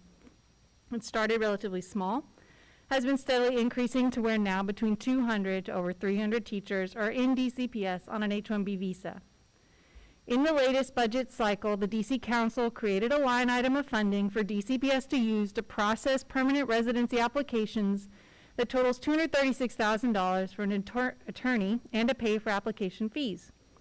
In a meeting between DCPS and WTU at the end of August, DCPS made it clear that they were not going to spend the money, arguing it was only for 1 year, and the investments required would be for longer and cost more. But DCPS has continued to hire more educators on H-1B visas. We believe that DCPS is not only acting in a morally bankrupt fashion, but that they have sold and are continuing to sell international educators with a false promise that there is a possibility for permanent residency when according to them there is not. We're calling on members of the DC State Board of Education and the community to sign our petition demanding that DCPS hire the additional attorney that the DC Council has appropriated money for and begin the immediate resumption of the DCPS green card policy so that our valued international educators have access to the pathway of permanent residency that was promised.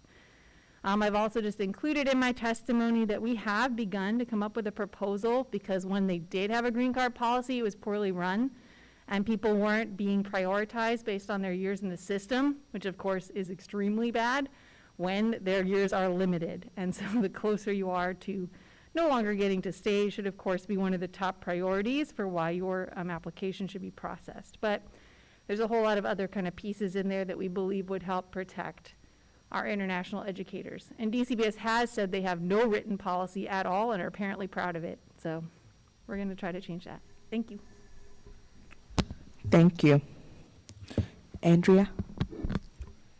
Good evening. Thank you for your time. I am currently a communication education support teacher.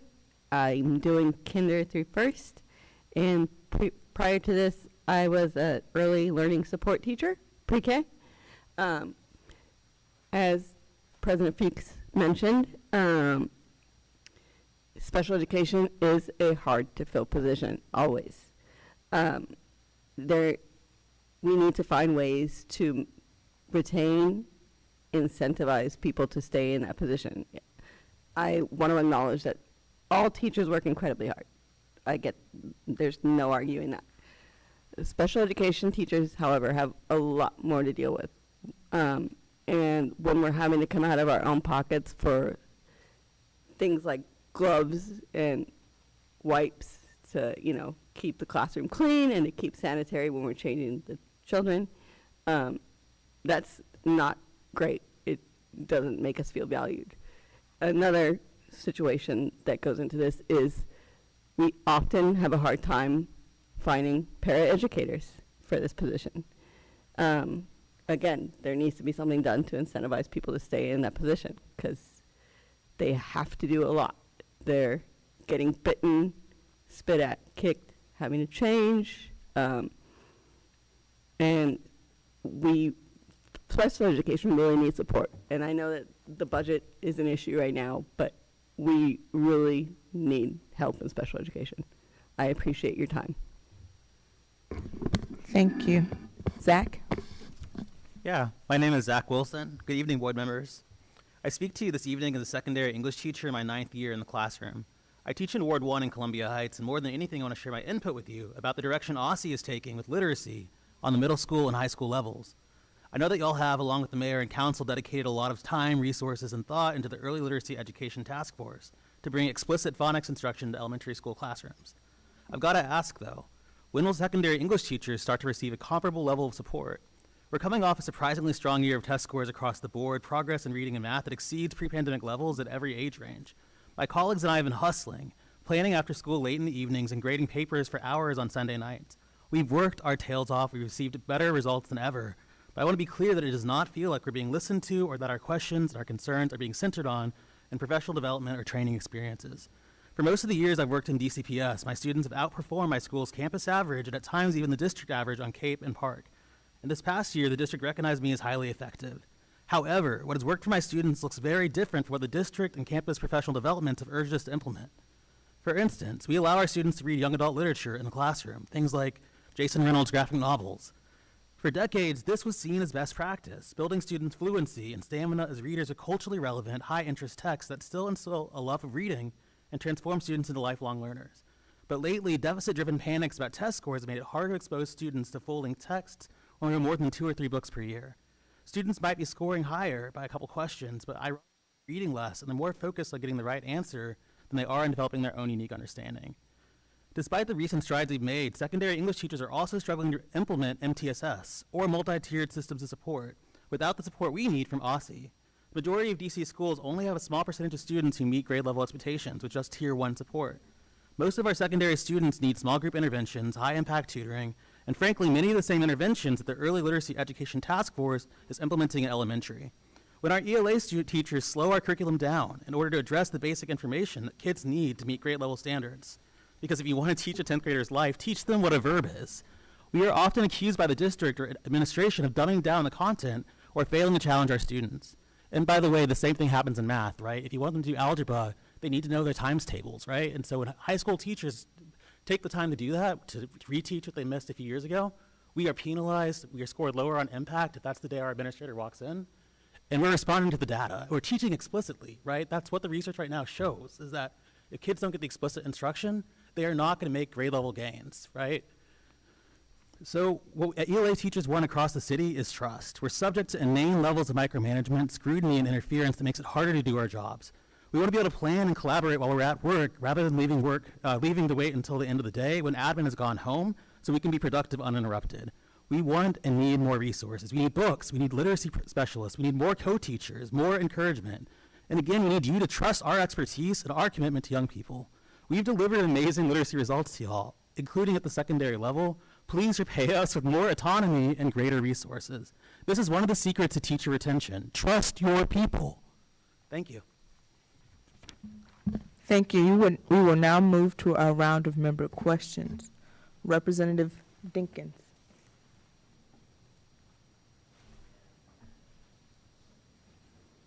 Thank you. So on immigration, I was wondering what kind of training that staff would need to get in order so that principals, teachers, and non-teaching staff, people who are in regards of transportation, how they know how to respond to immigration-related issues.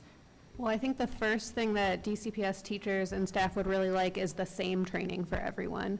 Right now, there isn't any kind of training that is consistent across schools. I know from word of mouth that the security people know not to let ICE in without a warrant, but that's come to me third hand. So a consistent training would be the first thing. The second thing is what we can do to protect our students. And I think especially what we can do when we're outside of the school, on field trips or when students are traveling. And I think another thing is just training around how we can communicate to families that they are safe and welcome in our schools. Thank you. And then also, how would DCPS track if a school is a functional safe zone? How would it? Track whether or not it would be a safe zone and if it's functioning properly as a safe zone. Wow. I think that, if we got to that point where DCPS wanted to track that, that would be amazing. But the same way that we have people from central office in our buildings as, checking on whether we are following DCPS initiatives in math class, I think that they could do walkthroughs just like that to make sure that we are being safe for safe places to keep our students safe from law enforcement. Okay, thank you. If I can just add on to that as well, Know Your Rights trainings are incredibly helpful, not just for teachers and staff, but for the kids as well. There is something, I saw kids today were stopped talking to cops, and it was a fine thing, but it was also I want them to be aware of, especially with sort of what the legislative body, what our Congress is doing right now in terms of how they're messing with how crime and age is changing in this city, I really want our kids, especially our high schoolers, to be aware of how to protect themselves as much as possible. So.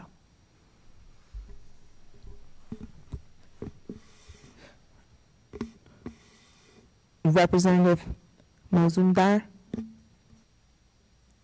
Hi. For the visa and green card situation, one, I'd like to thank you for bringing it up. It's a topic that's really close to my heart. In terms of what kind of protections would you like to see for teachers on those kind of visas, and in order to maintain that teacher retention, especially in our current times, and how that looks like? Yeah, I think at kind of the bare minimum, we just want to make sure that the contract that applies to all teachers applies to them as well. So we can only be fired for certain circumstances, right? It could be our impact evaluation score, it could be a set of progressive discipline, or a licensure. That's basically it. Investigations and discipline. And so I believe that it should just be applied to them as well, we've seen some instances where some very interesting decisions have been made around renewal and non-renewal of visas that are not based on the contract. That they often walk back when I start asking them questions and claim it didn't happen, which then makes me even more suspicious as to what's going on. But that they should at least just have the same rights as anyone else who's been hired into the system to maintain employment, and that visa status should not be based on anything except that. We do understand that applications for permanent residency are a little different. It is a slightly larger investment. And so, I think working with a pretty large group of the international educators here in H-1B, they're willing to commit to serve for a certain number of years upon receiving, right? They understand that DCPS is investing, but that we just don't think they should have to have more stringent or have to do more than any other educator in the district in order to maintain their status. That once you're hired, we're all supposed to be effective, we're all supposed to meet certain things, then they shouldn't have to be held to a higher standard simply because they've packed up and moved from another country. Thank you. I have no further questions. Representative Warid. Hi, yes. Not really a question, but it's on the topic of when it comes to enforcement.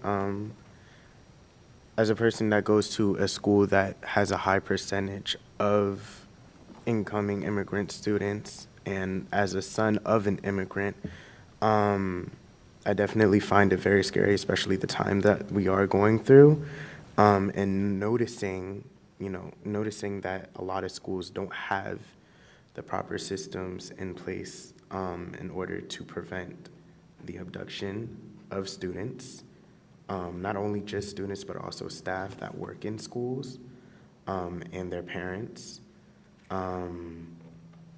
And I definitely want to say thank you for bringing that up, because I have a lot of people who I'm always constantly concerned of and always looking out for them, because at the end of the day, it's just morality to make sure that they are safe. And also had a comment pertaining to literacy, especially in schools, and just in the general sense of teachers as well. My mother is a teacher. I forever will always advocate for teachers, no matter what classroom setting it is in. And as a person who knew when I was in 5th grade that your reading skill determined what people saw you would do in life, I definitely have noticed that when it comes to student engagement, especially with reading, those who do not know that do not realize how important it is to have a on-grade reading level, especially in this time period. And I also wanted to thank you for raising that up. So like I said, no questions, just comments. And I wanted to thank you all, for, each of you, for bringing up these very important topics. Thank you. Representative Chamberlain. I have 2 questions. My first is one mainly out of curiosity.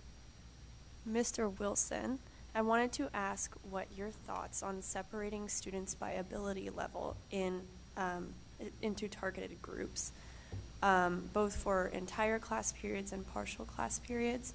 What are your thoughts on that in higher level ELA? Because I know that's often practiced in younger grades, but I'm curious, do you think that targeting students by ability might be able to help? Well, so with math, you can't teach calculus and algebra 2 in the same room, and because that part of the schedule is going to change, some level of tracking is going to happen by default because certain levels of math classes are only going to be offered at a certain time, right? So most teachers who work in the city will tell you that our classes are already tracked to some extent, right? I'll have entire periods where 1 or 2 students read on level. Then I'll have other periods that are truly integrated, and kids make more progress in the integrated classrooms, right? Kids learn with each other and from each other, and learning is social. When you hear your classmates saying above grade level vocabulary, you learn that vocabulary too, right? So classrooms being integrated is important. But at the same time in math, you have this kind of opposite situation, right? So it's already kind of in reality both and. What's your second question? This could be for anyone that wants to answer. Try and leave enough time for that. But I'd like to know if you all could change how teachers are evaluated and incentivized, especially earlier in their careers, because I know this is pretty relevant to what the board will be looking at this year. How would you change the way that especially early career teachers are evaluated and incentivized to remain in the DCPS system? For incentivization, I'll just say, for the love of heaven, why do we have to pay for our own supplies? I feel like this has been an issue that every single teacher I know brings up again and again and year after year. And, you know, having to decorate our own classrooms out of our pockets and being judged on that, I would like to not be evaluated on that. That is very unfair. Like, you know, with what money I get, that, like, you know, literally based on how much you pay me determines, like, how well I do in something like that. There's one answer. Anyone else? So in DC public schools, as you probably know, we use an impact evaluation system. The whole thing is garbage and racist. We should not be evaluated based on test scores. We should not be, I mean, I personally am against the bonus. I know I'm maybe an outlier even in my own union on that, though they know who they voted for. But I can't get rid of it by myself. But I don't think that incentive pay is actually the way to go. It's paying everyone more fair.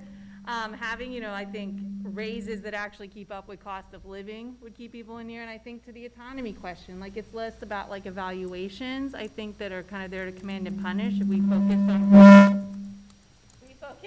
growth and made sure that people, if you actually have targeted goals and be respected as, you know, employees, including, you know, respect goes in a lot of different directions, like, but that really is the way to do it. I think evaluations are not what keep us here, but they're certainly driving people out right now. Thank you. Representative Chang. My question is for you, Mr. Wilson. I'm curious if you could specify more on what kinds of supports and programs you think would be supportive right now, what we could port over from what we've already done with the task force and what we've put into place that would be relevant for the higher grades, and then what would be different. So one big thing I think is just the impact rubrics are outdated, right? Like the standard, like research and education changes often, right? And the standards that exist right now, even they're Common Core, right? And then Common Core is coming under all this fire for being super abstract, super big picture, but not focused on the actual skills that build on each other, right? That students need, right? So there isn't a Common Core standard for grammar, right? So how are you supposed to develop all these like writing standards that are so highfalutin if you don't understand what a noun and a subject and a verb are, right? And so I think part of it is like making sure that like the impact rubric, all this stuff about productive struggle, like what experienced teachers are doing and doing well, because we know it works, like that's allowed and that's encouraged, right? So I think part of it is like the same way that you guys have conversations to help elementary school teachers, like the task force rubric that you guys use for walkthroughs is so much better than what high school and secondary teachers are told that we're supposed to be doing, right? So I think that's one thing. I think another thing that we really would benefit from is just books, supplies, resources. Every year we introduce new texts. Every year I do Donors Choose, right? Where I beg strangers on the internet for money for books.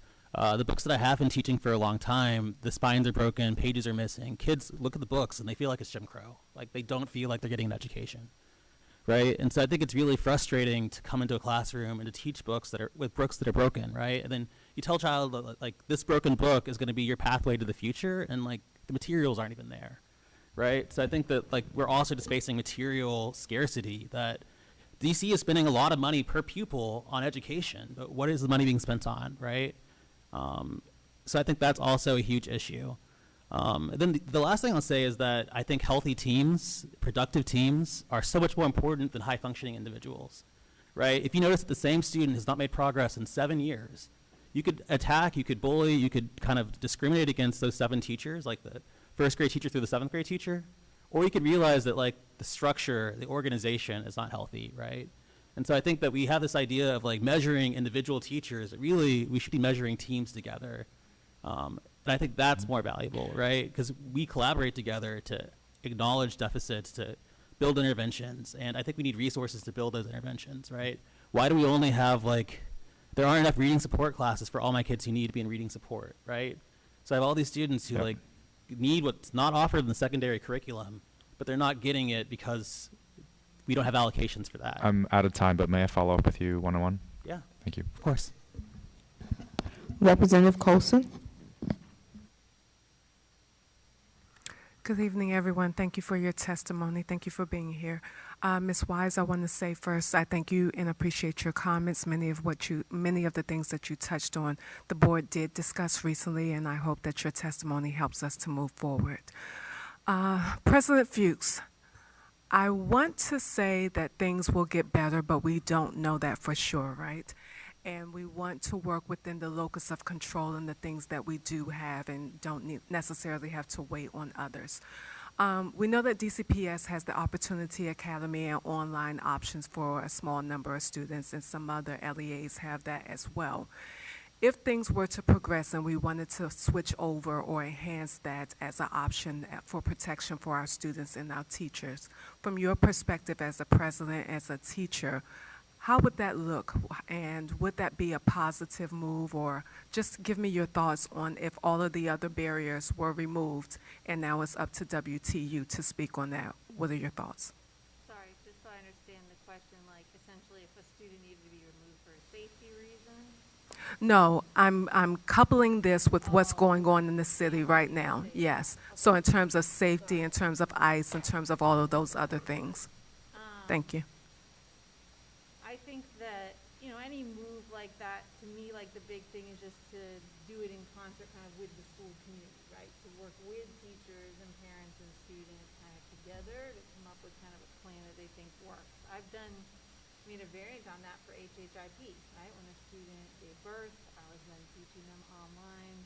In this case, after school, so it's slightly different, but, as their HHIP teacher, essentially for the course that they'd already had me with. So I do think there are kind of models that are already set up that could potentially work. I think that, I think there's had to be a lot of conversation, but I do think that, if an educator's open to it and it really does feel like that's in the best interest of the family and safety, make sure they also have access to education. I don't see the union standing in the way of it. I think what tends to just happen sometimes is that, we make decisions as a district that, could very well have all the right reasons behind it, but then it's kind of just imposed without thinking through like kind of the workload or just what it means to do it, and that's when people suddenly kind of go back up like, whoa. So I do think that it's something that people I'm sure would be open to if it's done in partnership. And may I ask a follow-up with the time that I have left? Considering we were just there 5 years ago, do you foresee the implementation of possibly using this as a strategy being hard? Hybrid was never something we fully did. I think, right, where we were doing in-person and virtual the same. I know I tried it when I was doing my very small in-person classes and most of my kids were at home and I didn't want to lose out on it. I just voluntarily made all my courses hybrid. So sorry. Thank you. Thank you. Representative Goulet. Thank you. I'll direct my questions to Ms. Fuchs. Ms. Fuchs, what fiscal year were the funds added for hiring the position in It's for DCPS? this fiscal year. And the chancellor or his team has said that they will not spend the funds and just let them fall to the bottom line? I mean, my guess is they'll just spend them on something else. That's what they like to do, but it's line itemed for this. We made sure of that. And it was line item in the supplemental budget that was just approved by council? Yes. What is the chancellor or the central office, the staff rationale for why they aren't filling the position? Have they given anything in writing or an oral statement on it? So the only statement that they gave essentially was, in my opinion, disingenuous, which we told them, but it was that it was only for 1 year. We told them that every conversation we had with a council member, we made clear we were coming back next year asking for more because we knew this initial cohort was the smallest one and that it was going to grow. And we never got any pushback from the DC Council that that was not an option on the table, that they understood this was a commitment. So we're hoping, we're going to be meeting with the chairman next week to maybe try to see if he'd be willing to kind of say that in some way, shape, or form to DCPS so they can stop using it. But it's just an excuse. It's always been a moving goalpost for why they won't do this. And they're just always giving us a reason, and it'll just change, right? The reason will be something else the minute we take that one away. But we're going to keep plugging away at it. We have a few other strategies, you know, we might employ, but we're really just trying to push them to just do the right thing and spend the money that we helped win for them. Well, I'm fully supportive of this program. I'm glad to sign the letter. And I think it's incumbent upon the council to hold DCPS accountable and to follow through on what's in the budget. So thank you for your testimony tonight, Ms. Hughes. Yeah. Thank you. Representative Henderson. President Fuchs, thank you for reporting back on that because we did fight hard for that line item. It's maybe not surprising, but certainly disappointing that they're not implementing, especially in the context of quite a lot of things in the education budget that are not funded in the out years that we're continuing to do.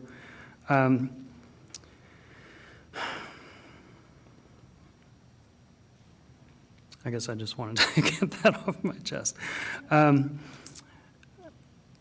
Perko, in your written testimony, you refer to protecting school funding. Could you say anything specific about like what you had in mind? That's one of the things that also like should be frustrating us all as well. There have absolutely been funds allocated to help our queer community students. Like those funds are there, that they have not been tapped into. It's something as simple as just making sure kids have mental health consultants, that they have even something as simple as like funding for, let's say, I don't know, when I was a kid we had like, you know, it was back in the 90s, it was like the Gay Straight Alliance Club. Just finding ways that like they can show that they are given a community. If there can be even, you know, in my ideal world, I would love there to be some sort of some sort of intersectional, almost like a role in a school that could be serving sort of as like, almost like a connection between like maybe the school board and the DC Council, and the kids, so that they could be kept up to date also with like legislation that might affect them and impact them. But I guess the biggest thing that really does come down to it is trans kids are at an enormously higher risk of suicide. It was, I believe it was 72% was I think the statistic I quoted in there, up last year in terms of attempts. There's a 72% increase in terms of attempts and some of those children succeeded. So you're talking about using pools of funds that we have for that specific purpose? Exactly. Okay, thank you. And Ms. Weiss, I want to kind of share a concern that I have and just I'm curious your response. So I really appreciate the specific asks that you included, including the declaring schools safe zones, passing a resolution to affirm that schools are safe and welcoming. My hesitation in doing something like that is to message one thing, and we really can't ensure that that gets delivered on. Do you share that concern? I think like where that leaves us is to just try to push without making a declaration. I mean, WTU passed a resolution saying that, you know, we welcomed immigrant students and teachers as well. Sometimes you just do what's in your locus of control to show that you stand by these students, but you're right, it's DCPS that needs to do something, and it needs to come from the chancellor. So as much as we can peer pressure him, which you guys are his peers if anyone is. Thank you. Representative Johnson Law. Thank you all so much for your testimony. Miss Andrea, I'm going to spend all of my time on you. Isn't that nice? Special education, praise him. Come on, y'all. Y'all clap it up for Miss Andrea. We don't talk about SPED enough. So just a couple of questions for you. If you don't mind sharing, what school are you at? I'm currently at Ludlow Taylor. Ludlow Taylor, okay. Do you know, what is the special education population there? Both, like the percentage, both inside gen ed and outside? Do you know that number? I don't know the number. That's okay. And are you in a self-contained classroom? I am. Which self-contained classroom is it? Is it CES or CES? Okay. And for the public, CES is for it's communication education support? Yes, they are mostly nonverbal, so we're working on building their communication skills. Okay. My question to you is, if you had a magic wand, what supports would you put in place for both your classroom and all the classrooms at your school in regards to special education? And you can, if you want to take the rest of the time, you can. I would, if I could do anything, I would make sure that we had plenty of time to prep, because prepping for that class is very time consuming, and make sure that we had the most qualified para-educators, possibly even looking at co-teaching if I had a magic wand, because special education is often overlooked or not looked into for co-teaching. And, you know, putting a cap, like a real cap on the number of students that are in there. And, you know, having somebody that can really look at students that we have concerns about that are like, you know, having behavioral issues, and not just, you know, be told to deal with it because that's what you're there for. Yeah, I think just time to plan and prep. What incentives do you think that any school could put in place? Again, we're still in the magic wand, could put in place to maybe incentivize, you know, more paraprofessionals, more special education teachers? Because I know some folks have said we're doing like twice the amount of work, both inside and outside, but their pay usually doesn't reflect that. So I'm wondering, if you had like a magic wand, what would you do? Making sure that special ed classrooms are never short-staffed. Okay. Because I think that's where a lot of the burnout comes, is when they're short-staffed and we're told to just, we have to hold it down and we have to make it work. And if I had a magic wand, it would be higher pay, decent pay. Okay. Thank you so much. So you said all the things I believe in as well. I'm a special education mama, so I have to raise up our teachers who are doing, you're a hero, so thank you. Thank you very much. Representative Thompson. Good evening, everyone. I first have a comment just for context, and then I have a question, I guess that is to everyone. So first, my comment for context. So at our working session, I encouraged the board that we should send a letter to our fellow education agencies saying like some of the gaps we believe the city should pick up as far as how we are living through this federalization. Now, I recognize that it's been about a week since the police takeover has ended, but we still have federal troops here through at least November 30. So far, there are 3 recommendations in that letter, and they came out of a conversation I co-hosted with the Ed Council about like what do students need once they return back to school. I'm going to share the 3 with you quickly. I would like you all to tell me if you see those things as helpful and if there are things that are missing from that list. One, The first thing was kind of to enhance safe passage because not everybody has safe passage. The students actually brought up that some of the transfer stations in particular were places where they were running into federal troop existence, and there aren't safe spots for them to go to. So Safe Spots has been a program. Two, that we should do more with our immigrant students, not only in sharing with folks, like to your point, Ms. Weiss, about like what is actually available from the OAG, so everybody knows, but also three, we should look into something like flexible learning environments because especially in certain parts of our city, folks are just not even leaving to come to school.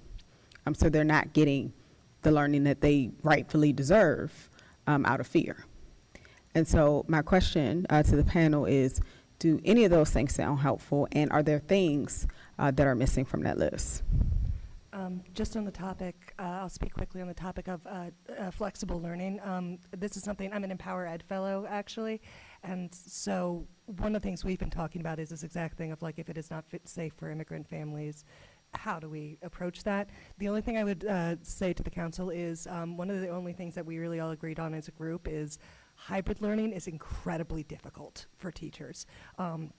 Just trying to go between having people online virtually and also in the room, that is an incredibly difficult ask. That's a huge ask of a teacher. So the only thing I would say is that like, I would advocate for us to think about like purely virtual or— I'm going to say her, and I'm going to cut you off because I asked everybody. I just want to echo that hybrid learning is very difficult, and I would never want us to skip the step of seeing if students are going to their in-boundary school. Because a lot of the problems that people are feeling unsafe isn't getting to school, and it's because they're traveling across the city. The other thing I just want to add is safe passage has a lot of definitions at this point, and people who do safe passage need to be highly trained as violence interrupters and as people that can protect our students from law enforcement. They should not be law enforcement. Thank you. Representative Best. Yeah, so as a lot of our, my colleagues have already mentioned, we've already been wrestling with the idea of like virtual, or we've connected, or we've reached out to, the educational ecosystem to learn more about what our options are. Me personally, I also wonder how school bus options could help as well. But we recently had a retreat. And during that retreat, we kind of walked through or talked through, like what we can do versus what we can't do. For me, I think one of the biggest takeaways was for me not to focus on what we can't do, but for me to figure out how we can do the things that we want to do within our roles to kind of make a difference. And so while our board authority is limited, and we can't impact, well, some of the things we can't really impact other than through like resolutions, we can still put things on the table. And what I mean by that is we still can try to do things like even push through for resolutions to ensure that we can have quarterly meetings where some of the people who can make a difference are present.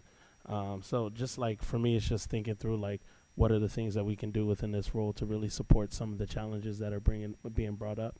And so it's not really a question to any of you, but it's more so a thought for myself and honestly my colleagues as well, as we start to think through like what we can do to help support some of these challenges.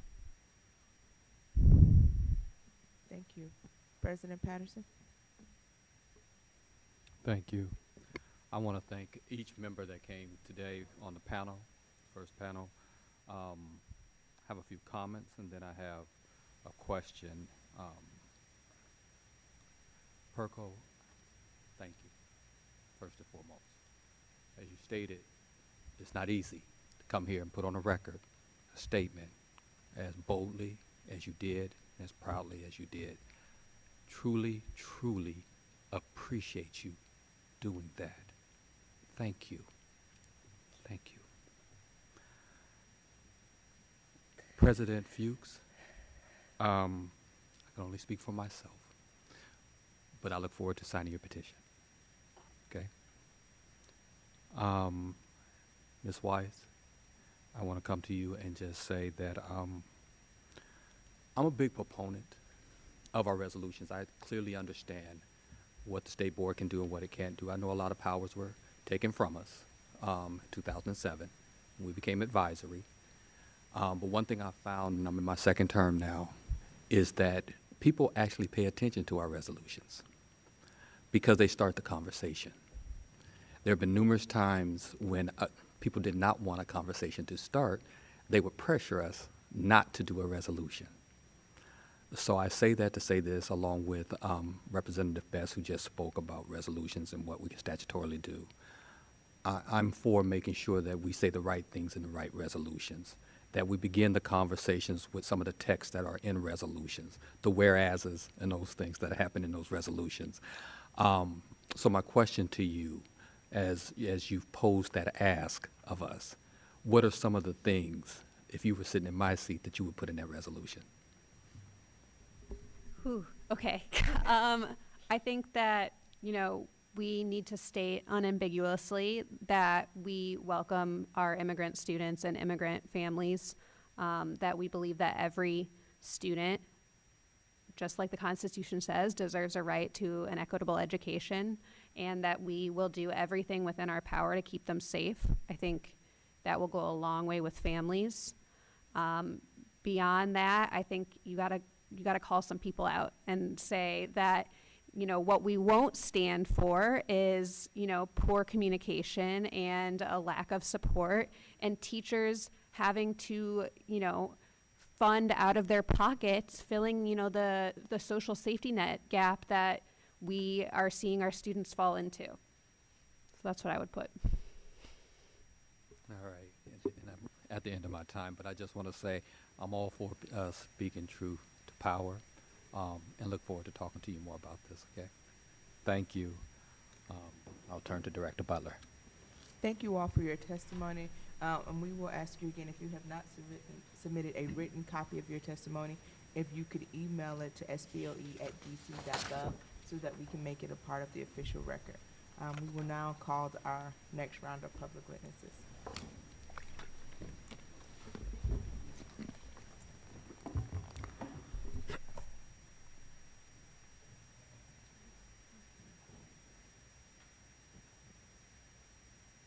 Devon Montgomery,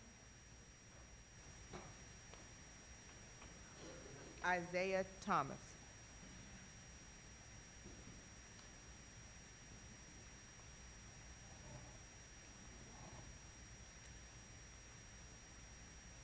Alexander Ting,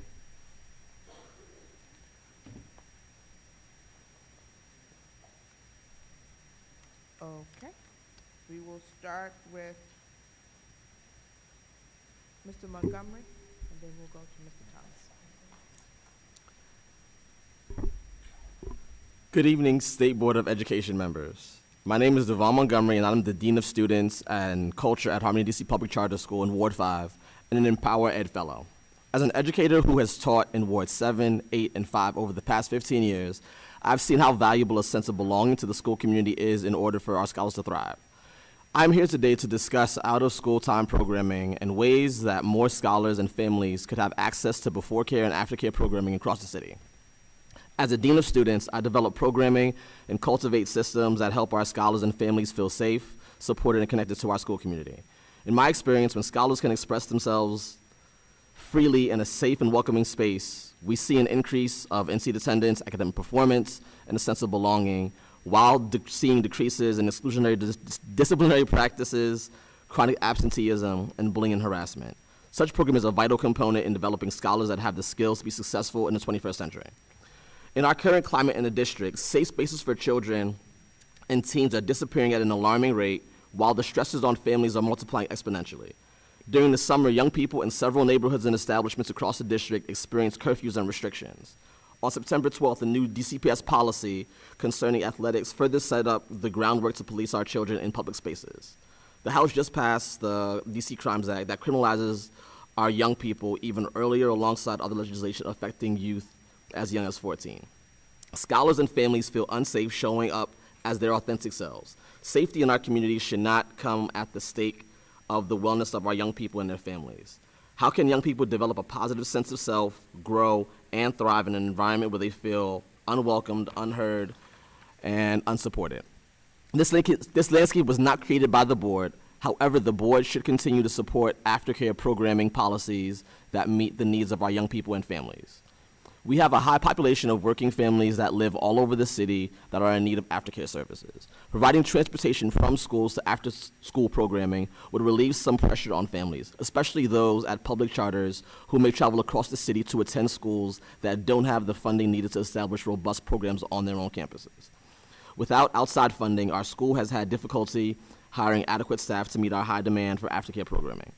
Our families and scholars with special needs have been concerned over finding before and aftercare options that are able to support their child. During OST programming, young people are often not afforded the academic, behavioral, or social support they receive during the day. This makes it extremely difficult for these scholars and families to utilize some of these programs. I ask you to consider supporting the development of the following: grants for charter schools to fund before and aftercare programs, student service programs and policies that incentivize high school and middle school students to support middle, elementary, and early childhood after-school programs, stipends for schools to hire staff members that can service students with special needs in before and after school programming, programming equity that reaches a greater number of students across the city, transportation support with after-school programming, and a centralized portal or dashboard for families to access and apply for all of the OST programming services. Mr. Montgomery, your time has expired. Thank you. Mr. Thomas.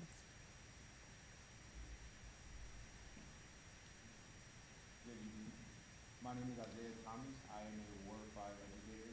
I teach at Mundo Verde Bilingual Public Charter School as a grade 4 ELA teacher, and I am also an Empower Ed Fellow. I consider myself a creative educator, someone who uses their art in order to make that bridge, close that gap between the classroom and their art. Every day I come in, possibly the first person in the door, drawing characters that connect to them, connect to their childhood, might even connect to their multicultural descent background. Figures that my students can recognize, love, and even connect with. And it's not just about the art. It's more so about disarming them, getting their guard down before they even step through the doors, giving them that space to lay their troubles down, reminding them that they belong here as their whole selves. Because I believe in teaching the whole student. Not just for the next grade, but for life. That means curating books where the characters look like them, feel like them, come from their neighborhoods, come from their cultures. It means forming authentic bonds. Each bond with my students is unique, not one like another. But too often I do see teachers who want to do the same, but do not have the trainings, the resources, or even the curriculum to support their needs to meet their students where they are. And it's not just my story. It's the story of a lot of schools, a lot of teachers across this district. We all want to give our students the education that they deserve, but when budgets are stretched thin, schools are forced to impossible choices. Instead of giving investment to curriculum teams, teacher training, or even support for diverse learners, corners are cut. And sometimes it's at the expense of those very people who do make our schools feel like home. I have watched coworkers, I have watched friends across the nation, even some of my mentors, best friends even, people who became my family, pushed out by payroll cuts. Their roles were treated as replaceable, but their presence is anything but.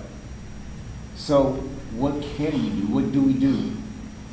We make sure that schools receive these funds and they are tied to specific measurable purposes, student-centered purposes, developing culturally relevant curricula, training teachers in both general and special education, and even equipping classrooms with the tools they need to truly help their students meet the bar. Although, yes, we can't sign checks, but we can shape those stories those checks tell. Too often, dollars chase test scores instead of investing in thoughtful curriculum or real support systems.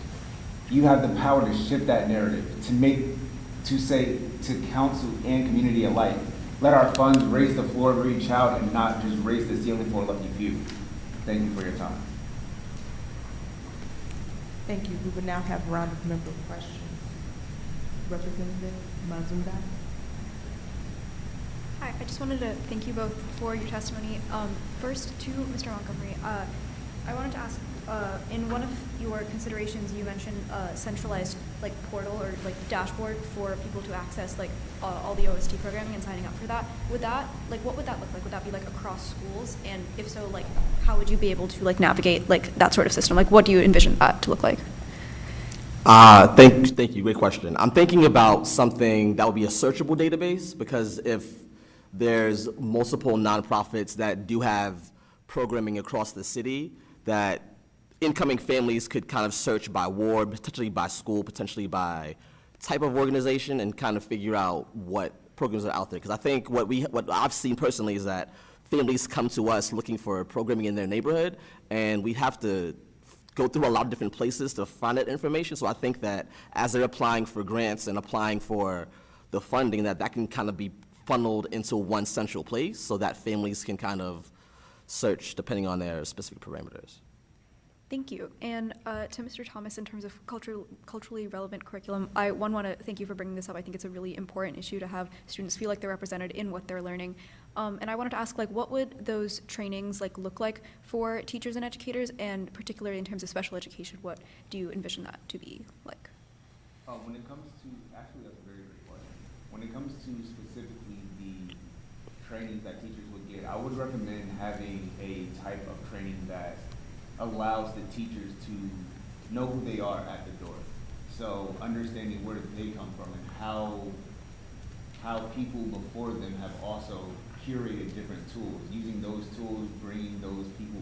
Sometimes you can even bring those people into the students, make sure that you have guest speakers that can model what it is that they are learning. So for instance, if they are doing a memoir unit, perfect example, you can understand the themes that are portrayed in different memoirs, understanding how a lot of authors use their own lives, use their cultures even to shift the narrative or even shape up the narrative just a tad bit. So I think that having those types of trainings can be used in order to help push the narrative of culturally relevant curriculum in the classroom. Thank you. I have no further questions. Representative Worry. Hi, yes. This goes for Mr. Montgomery. Like I said before, I am a child of somebody that works in the education system. Not only is my mom a teacher, my mom was also doing the students. And my question, I like the magic wand scenario you were talking about. So I want to create a magic wand scenario for you. If you had a magic wand, what would you first aim at to find a resolution for your topic? In terms of the after school programming, I think the first thing is funding for it, right? And so that is our biggest gap, is that as a charter, our pot is a little different. And so I think having specific funding that is set aside for a program, we don't have to jump through loops of becoming a space that could actually do the servicing. So I think, first of all, the money for that. And then collaboration with different nonprofits. So having the space to kind of know what's out in the district, because the district has a wealth of organizations already doing great work. So maybe having some kind of space where there could be some collaboration amongst those organizations, kind of do more partnerships with schools. So I think that my big magic wand would be funding to kind of hire staff that's outside of the building per se, because the staff is already kind of drained, because we get in at 7:45, 7:30 in the morning, and having them there until 6 is a big drain. So being able to have outside funding for staffing and collaborations. Thank you so much. I definitely understand what you are saying, especially because I grew up in an after-school program and I am still a part of it, and it has forever helped me become who I am today. So I definitely thank you for advocating for after-school programs as well as what's going on. Thank you. Representative Chamberlain. Hi, I wanted to address Mr. Montgomery. This comes at a great time for me, actually, because I am on the youth council for the out-of-school time office. in DC as well. And I would like to know where you see the most need, certain types of programs. Just anything you could tell me to inform me, because we're currently going over the future budget allocations. I want to see what you as an educator see the most need. I think that there is already a lot of tutoring programs. So I think that one big thing is transportation. So I feel a lot of families would benefit from having access to, because schools, we can't transport the young students to the programs, and so a lot of families need the program so that they can work. So I think one of the biggest gaps is transportation. So finding some space to get funding for transportation, and then some more kind of creative spaces. So spaces like for the arts, for music, for writing, for other kind of creative outlets for students. Because I think that in our aftercare programs, we want them to be fun and engaging, and you can also kind of work in that academic space within that creative arts space. So finding more creative arts avenues. Okay, thank you. Representative Dinkins. Hello, so my question is for Mr. Montgomery. It's about implementation. I know we kind of like talked a little bit about staffing, but like how should DCPS and like public charter schools address the staffing shortages that make it difficult for after school programs to exist? Great question. To be honest, I think that part of it is a funding issue, right? And so I do think that a lot of our educators in the district are overworked and feel underpaid. And I think that part of that gap is that the position itself isn't enticing. So if you are working for a 3-hour program and the compensation that you have for that isn't enticing, then it's not going to be a very exciting place for somebody to kind of be drawn to. So I think one big thing is making the compensation something that is more suitable for people to kind of get invested in. Okay, thank you. Thank you. Representative Goulet, excuse me, Representative Colson. Yes, thank you all for your testimony today. The board passed a resolution supporting universal and school-time programming, and we look forward to working with you in the upcoming budget cycle to get support for the public to be able to fund an expansion of school-time programming. What are the gaps you see in the types of services for out-of-school time that you think would be most helpful in terms of being able to fill the needs of the community and the students that you work with? I'm sorry, can you repeat? I apologize if it's hard to hear me. I'm having feedback issues with the I'm sorry, I didn't catch your full question. Can you repeat your question? Just wanted to know what gaps you feel are most in need of new programming with the school-time program, and what students would benefit from those needs most. Basically, what new programming do we need to add if we're going to add money this year? Okay. I think for me, one of the biggest gaps isn't necessarily programming. I think it's communication. So for me, there's a lot of things out there that people just don't know how to tap into. So I think one thing that would be really helpful, that's why I've kind of put on there the centralized portal, because I do think that there are a lot of great services that we do have available, but the gap is that people don't know that they exist or don't know how to tap into them. So I think one big way to kind of bridge that gap is to help with the communication piece, and I think that this is a great vehicle to kind of get that ball rolling. So I think there's more of a communication gap. Thank you very much for your testimony, both of you tonight. I apologize again for the audio issues, but I really appreciate you coming out and speaking in support of youth and out of school time. Thank you both. Representative Colson.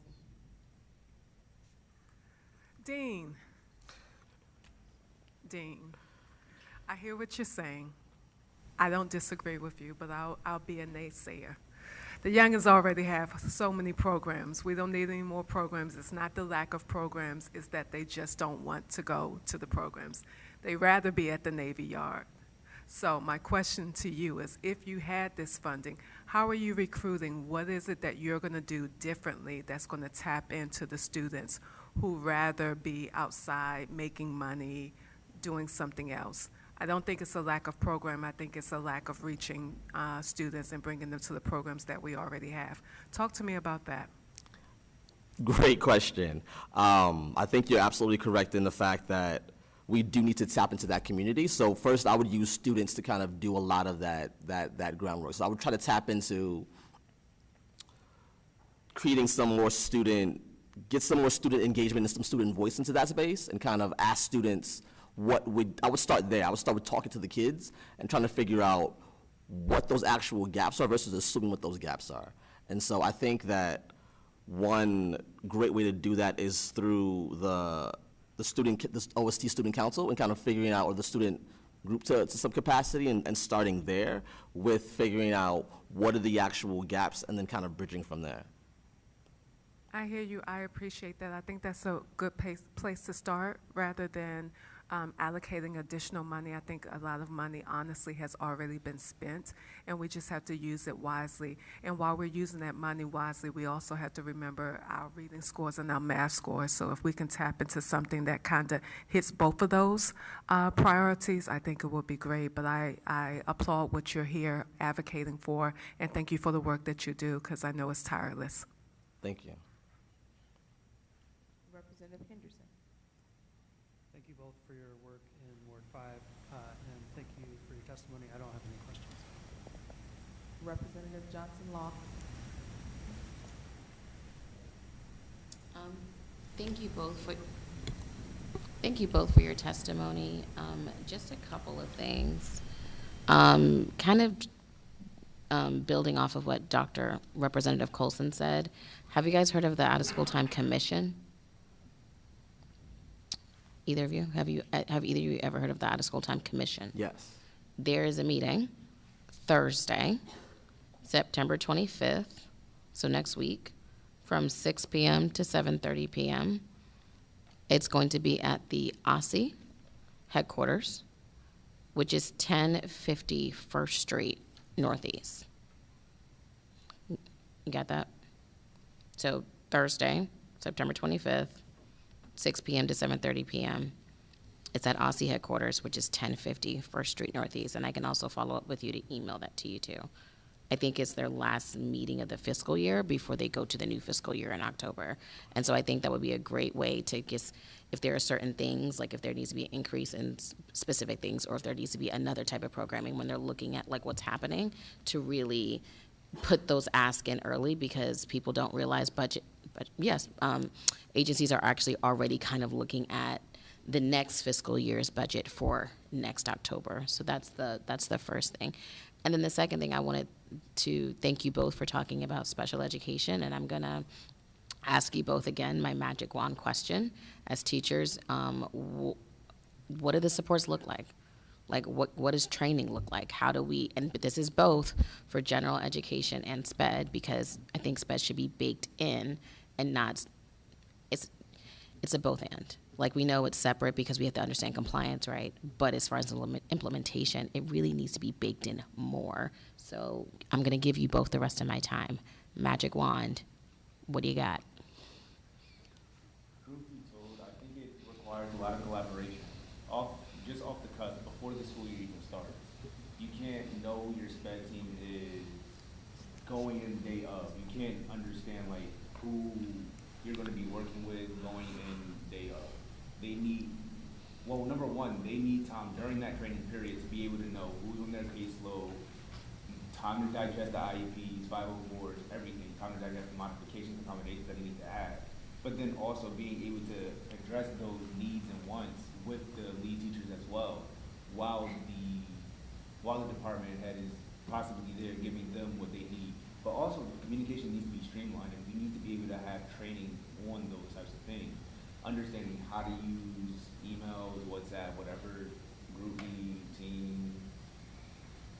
Have trainings on how to streamline those communications. Have trainings on how to actually work together as a team as well.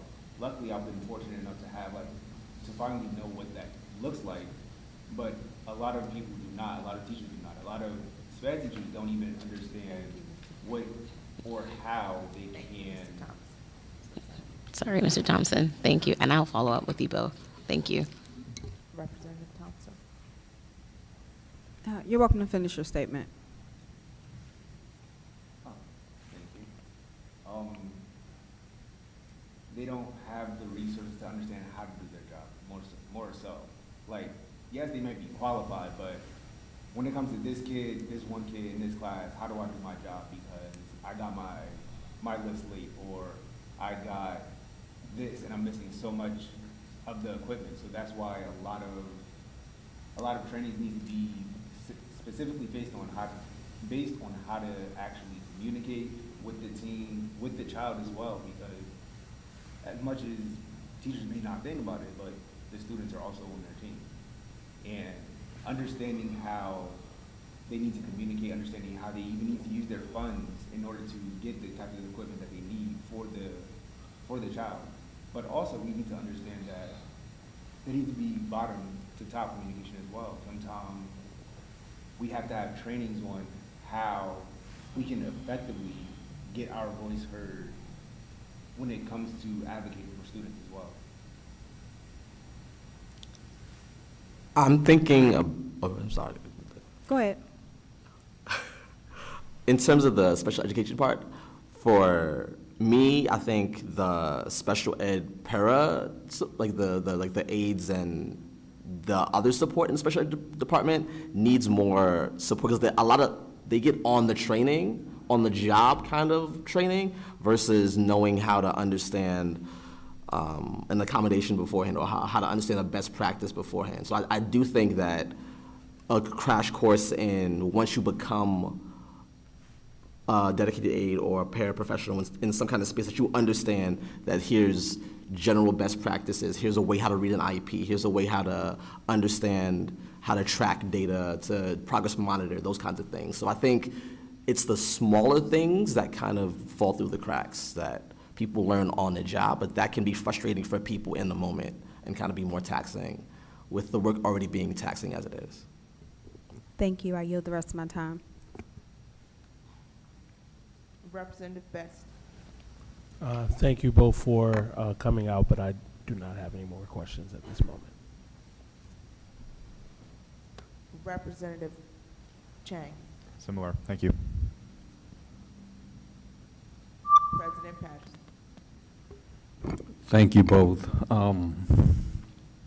Just trying to see if it's more of a statement from me or a question that may be in it. And it goes to you, Mr. Montgomery, about out-of-school time. You talked about funding, and I think we all know that we're about to hit some budget crisis. We have projections that budgets are going to get tight for the next 4 years. That's the last time I heard. So funding is not going to be there for a lot of the programming, in out-of-school time, directly from the city and everything. That being said, I did have a question in the sense of your particular LEA. Do they pay any type of stipend to some of the educators who would like to start clubs or out-of-school time activities at all? Yes, it's a minor stipend. So we do have some funding to support staff that wants to do clubs for the aftercare program, yeah. Okay. Follow-up question would be, how do they incorporate two things? You might have after-school care and also a person who wants to do a club. How do they incorporate or marry those two if you have, siblings that attend the same school? Great question. And so since we are a very small school, we do have an aftercare program, and oftentimes that aftercare program, they'll do some homework time, and then there will be some time for the aftercare, the after-school clubs, and that's kind of, there will be overlap between even sometimes employees that are in aftercare are also running clubs at that point. So if you're doing a club, you may be running a club for 45 minutes to an hour out of that aftercare block, and there is a little stipend for that. So there is some crossover there. All right. That basically is all my questions. I'm going to yield back my time at this particular time. Thank you both for your testimony this evening to the DC State Board. If you have not submitted written copies.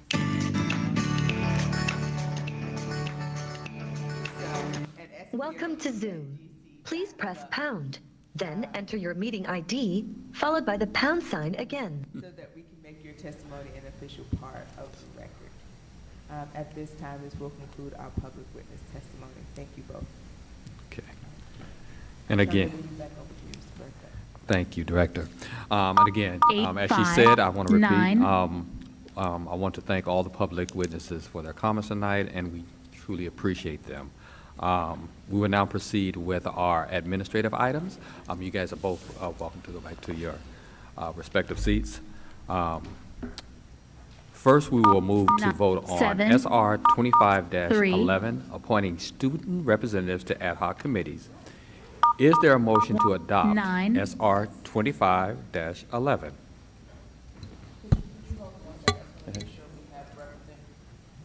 Hold 1 second. I just want to make sure we have Representative Boulay.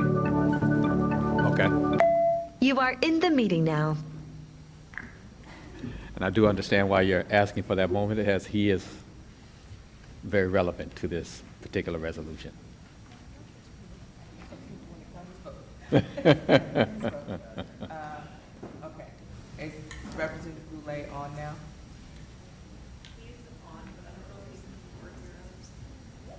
Representative Boulay, can you hear us?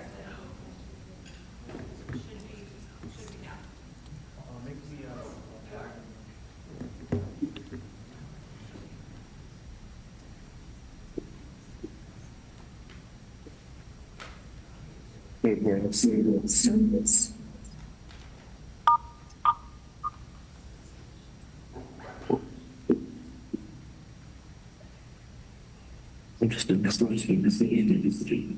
You can slightly fast.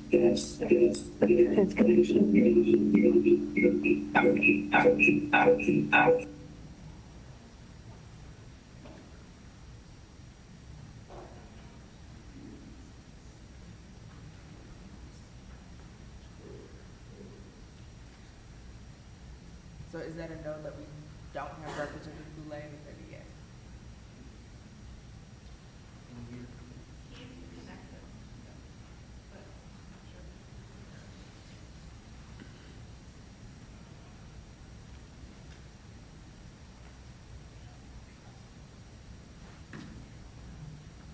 Can someone ask if he can hear? He cannot. It looks like you're muted. It looks like you're muted.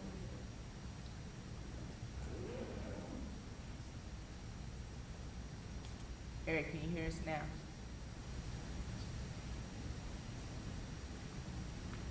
I can see him.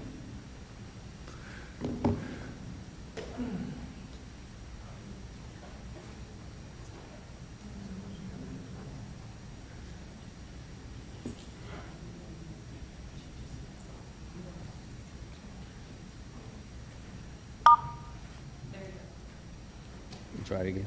They said Oh, you got us, Eric? Yes? Okay, so I think he can hear us now. okay. All right. So as I was saying, first we'll move to vote on SR 25-11, appointing student representatives to ad hoc committees. Is there a motion to adopt SR 25-11? So moved. It's been moved, properly moved by Representative Thompson. Is there a second? Second by Representative Johnson-Law.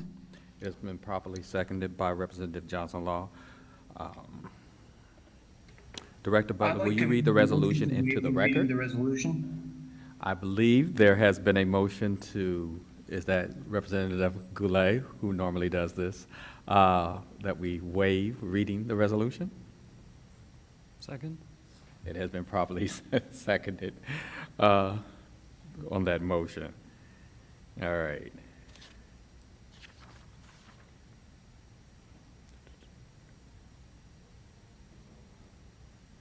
All right, I believe, since there's no reading of the motion, you will move to the vote, is that correct?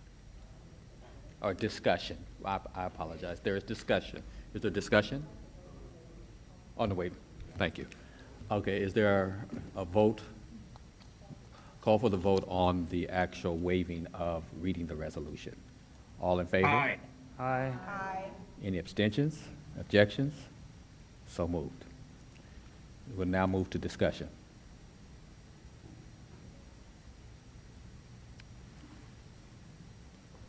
Representative Johnson Law. Just again to welcome our students, and we're thankful that you all are here, and it was exciting to have you all in the working session. And this is your first public meeting, right? So again, we're happy to have you. We're happy to have you on the committees and excited for all the work that you all are going to do. We can't put you on committee and not be like, hey, congratulations. So congratulations to the four of you. Others, discussion?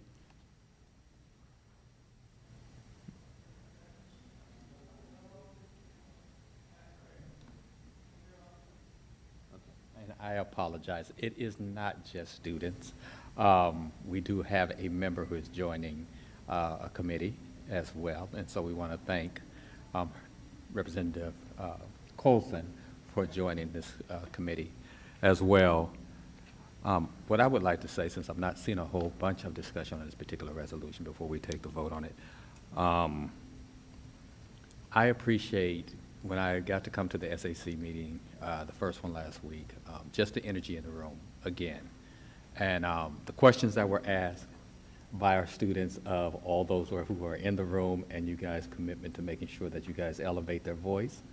I'm looking forward to working with you guys. I'm looking forward to what comes out of the meetings, some of the recommendations, the questions that you ask.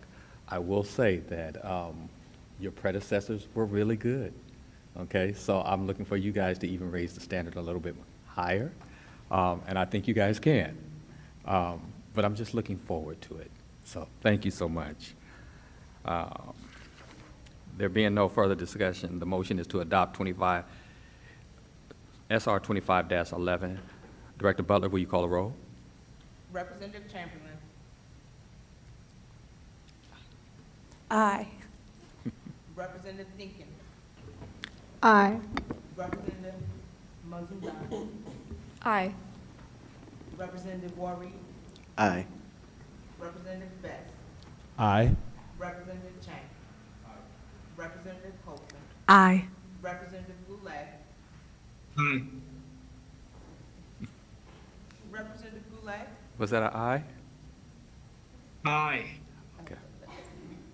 Yes. Thank you. Thank you, Representative. Henderson. Aye. Representative Johnson. Aye. Representative Thompson. Aye. President Patterson. Aye. SR 25-11, appointing student representative to ad hoc committee, says pass unanimous. And Representative Colson as well. Right, and congratulations, student reps, on your first vote. So now, you get ready for these. The next item is our 2026 State Board of Education meeting schedule. Is there a motion to approve the meeting schedule for 2026? So moved. It's been moved by Representative Johnson Law. Can I get a second? Second. It has been seconded by Representative Henderson. Is there discussion? All right. Seeing no discussion, the motion is to adopt the 2026 State Board of Education meeting schedule. Director Butler, will you call the roll? Representative Chamberlain. Aye.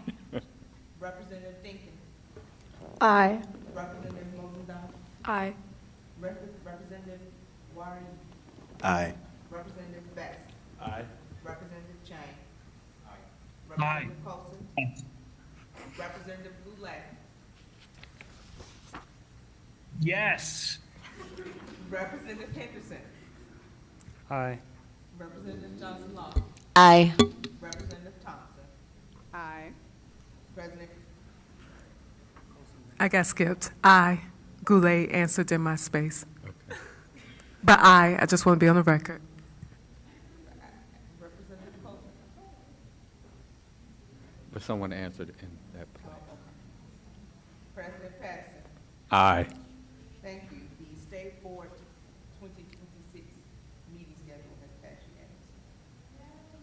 right, congratulations. All right, we did not untable anything, so those were the two items that we had for this evening. We'll now move to like the new business area. Members, are there any announcements or comments you would like to make before we adjourn? I have an announcement. Yes, ma'am, Representative Thompson. All right, so in this time of keeping our kids safe and making sure they're joyous, we are having our 3rd annual Ward 7 Trunk or Treat. It is always on Halloween. This year, Halloween is on the Friday. It's still going to be on Halloween. So that is October 31st from 6 to 8 p.m. Last year, we had about 500 children come through. Our goal is to have 750 this year, but it is a free event. It is open, and we want to make sure, especially in this time where our kids are being told that if they are together, that makes them unsafe. We're doing our part to keep them safe. So that is the announcement. We'll be in Lot 6. If folks are like, what does that mean, Ebony Rose? What is Lot 6? It is where the farmer's market used to be at Oklahoma and Benny Road. Okay. Any other announcements? Yes, I would like to just quickly announce that Wednesday, October 8th, 2025, the school committee will be holding its first school listening session, 5 p.m. to 9:30 p.m. Each student will have 3 minutes to speak, and would invite all members to attend if they would like to, and would appreciate reaching out to students in your community who may want to come testify. Thank you. Any other announcements? I will make a brief announcement. On October 4th, there is an Anacostia boat ride. The reason that I'm mentioning it is because there are a number of education groups that will be on that boat ride. I believe it is a great opportunity for us to meet our peers and other stakeholders in education. If you can make that particular boat ride, I suggest that you do. I do know some of our partner organizations, their executive directors, are members from the PCSB will be there. Also, some of the LEA leaders will also be there as well. What I'll say is very lightly is I have just a few, but as a person, individual, in my individual capacity, I do have a few tickets. So I've already invited some people, but if you are interested, please let me know. To our board members. Thank you. All right.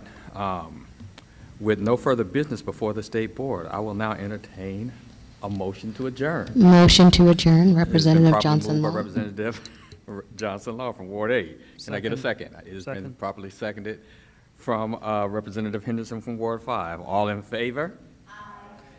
Aye. Any nays and abstentions? We are now adjourned at 8:24.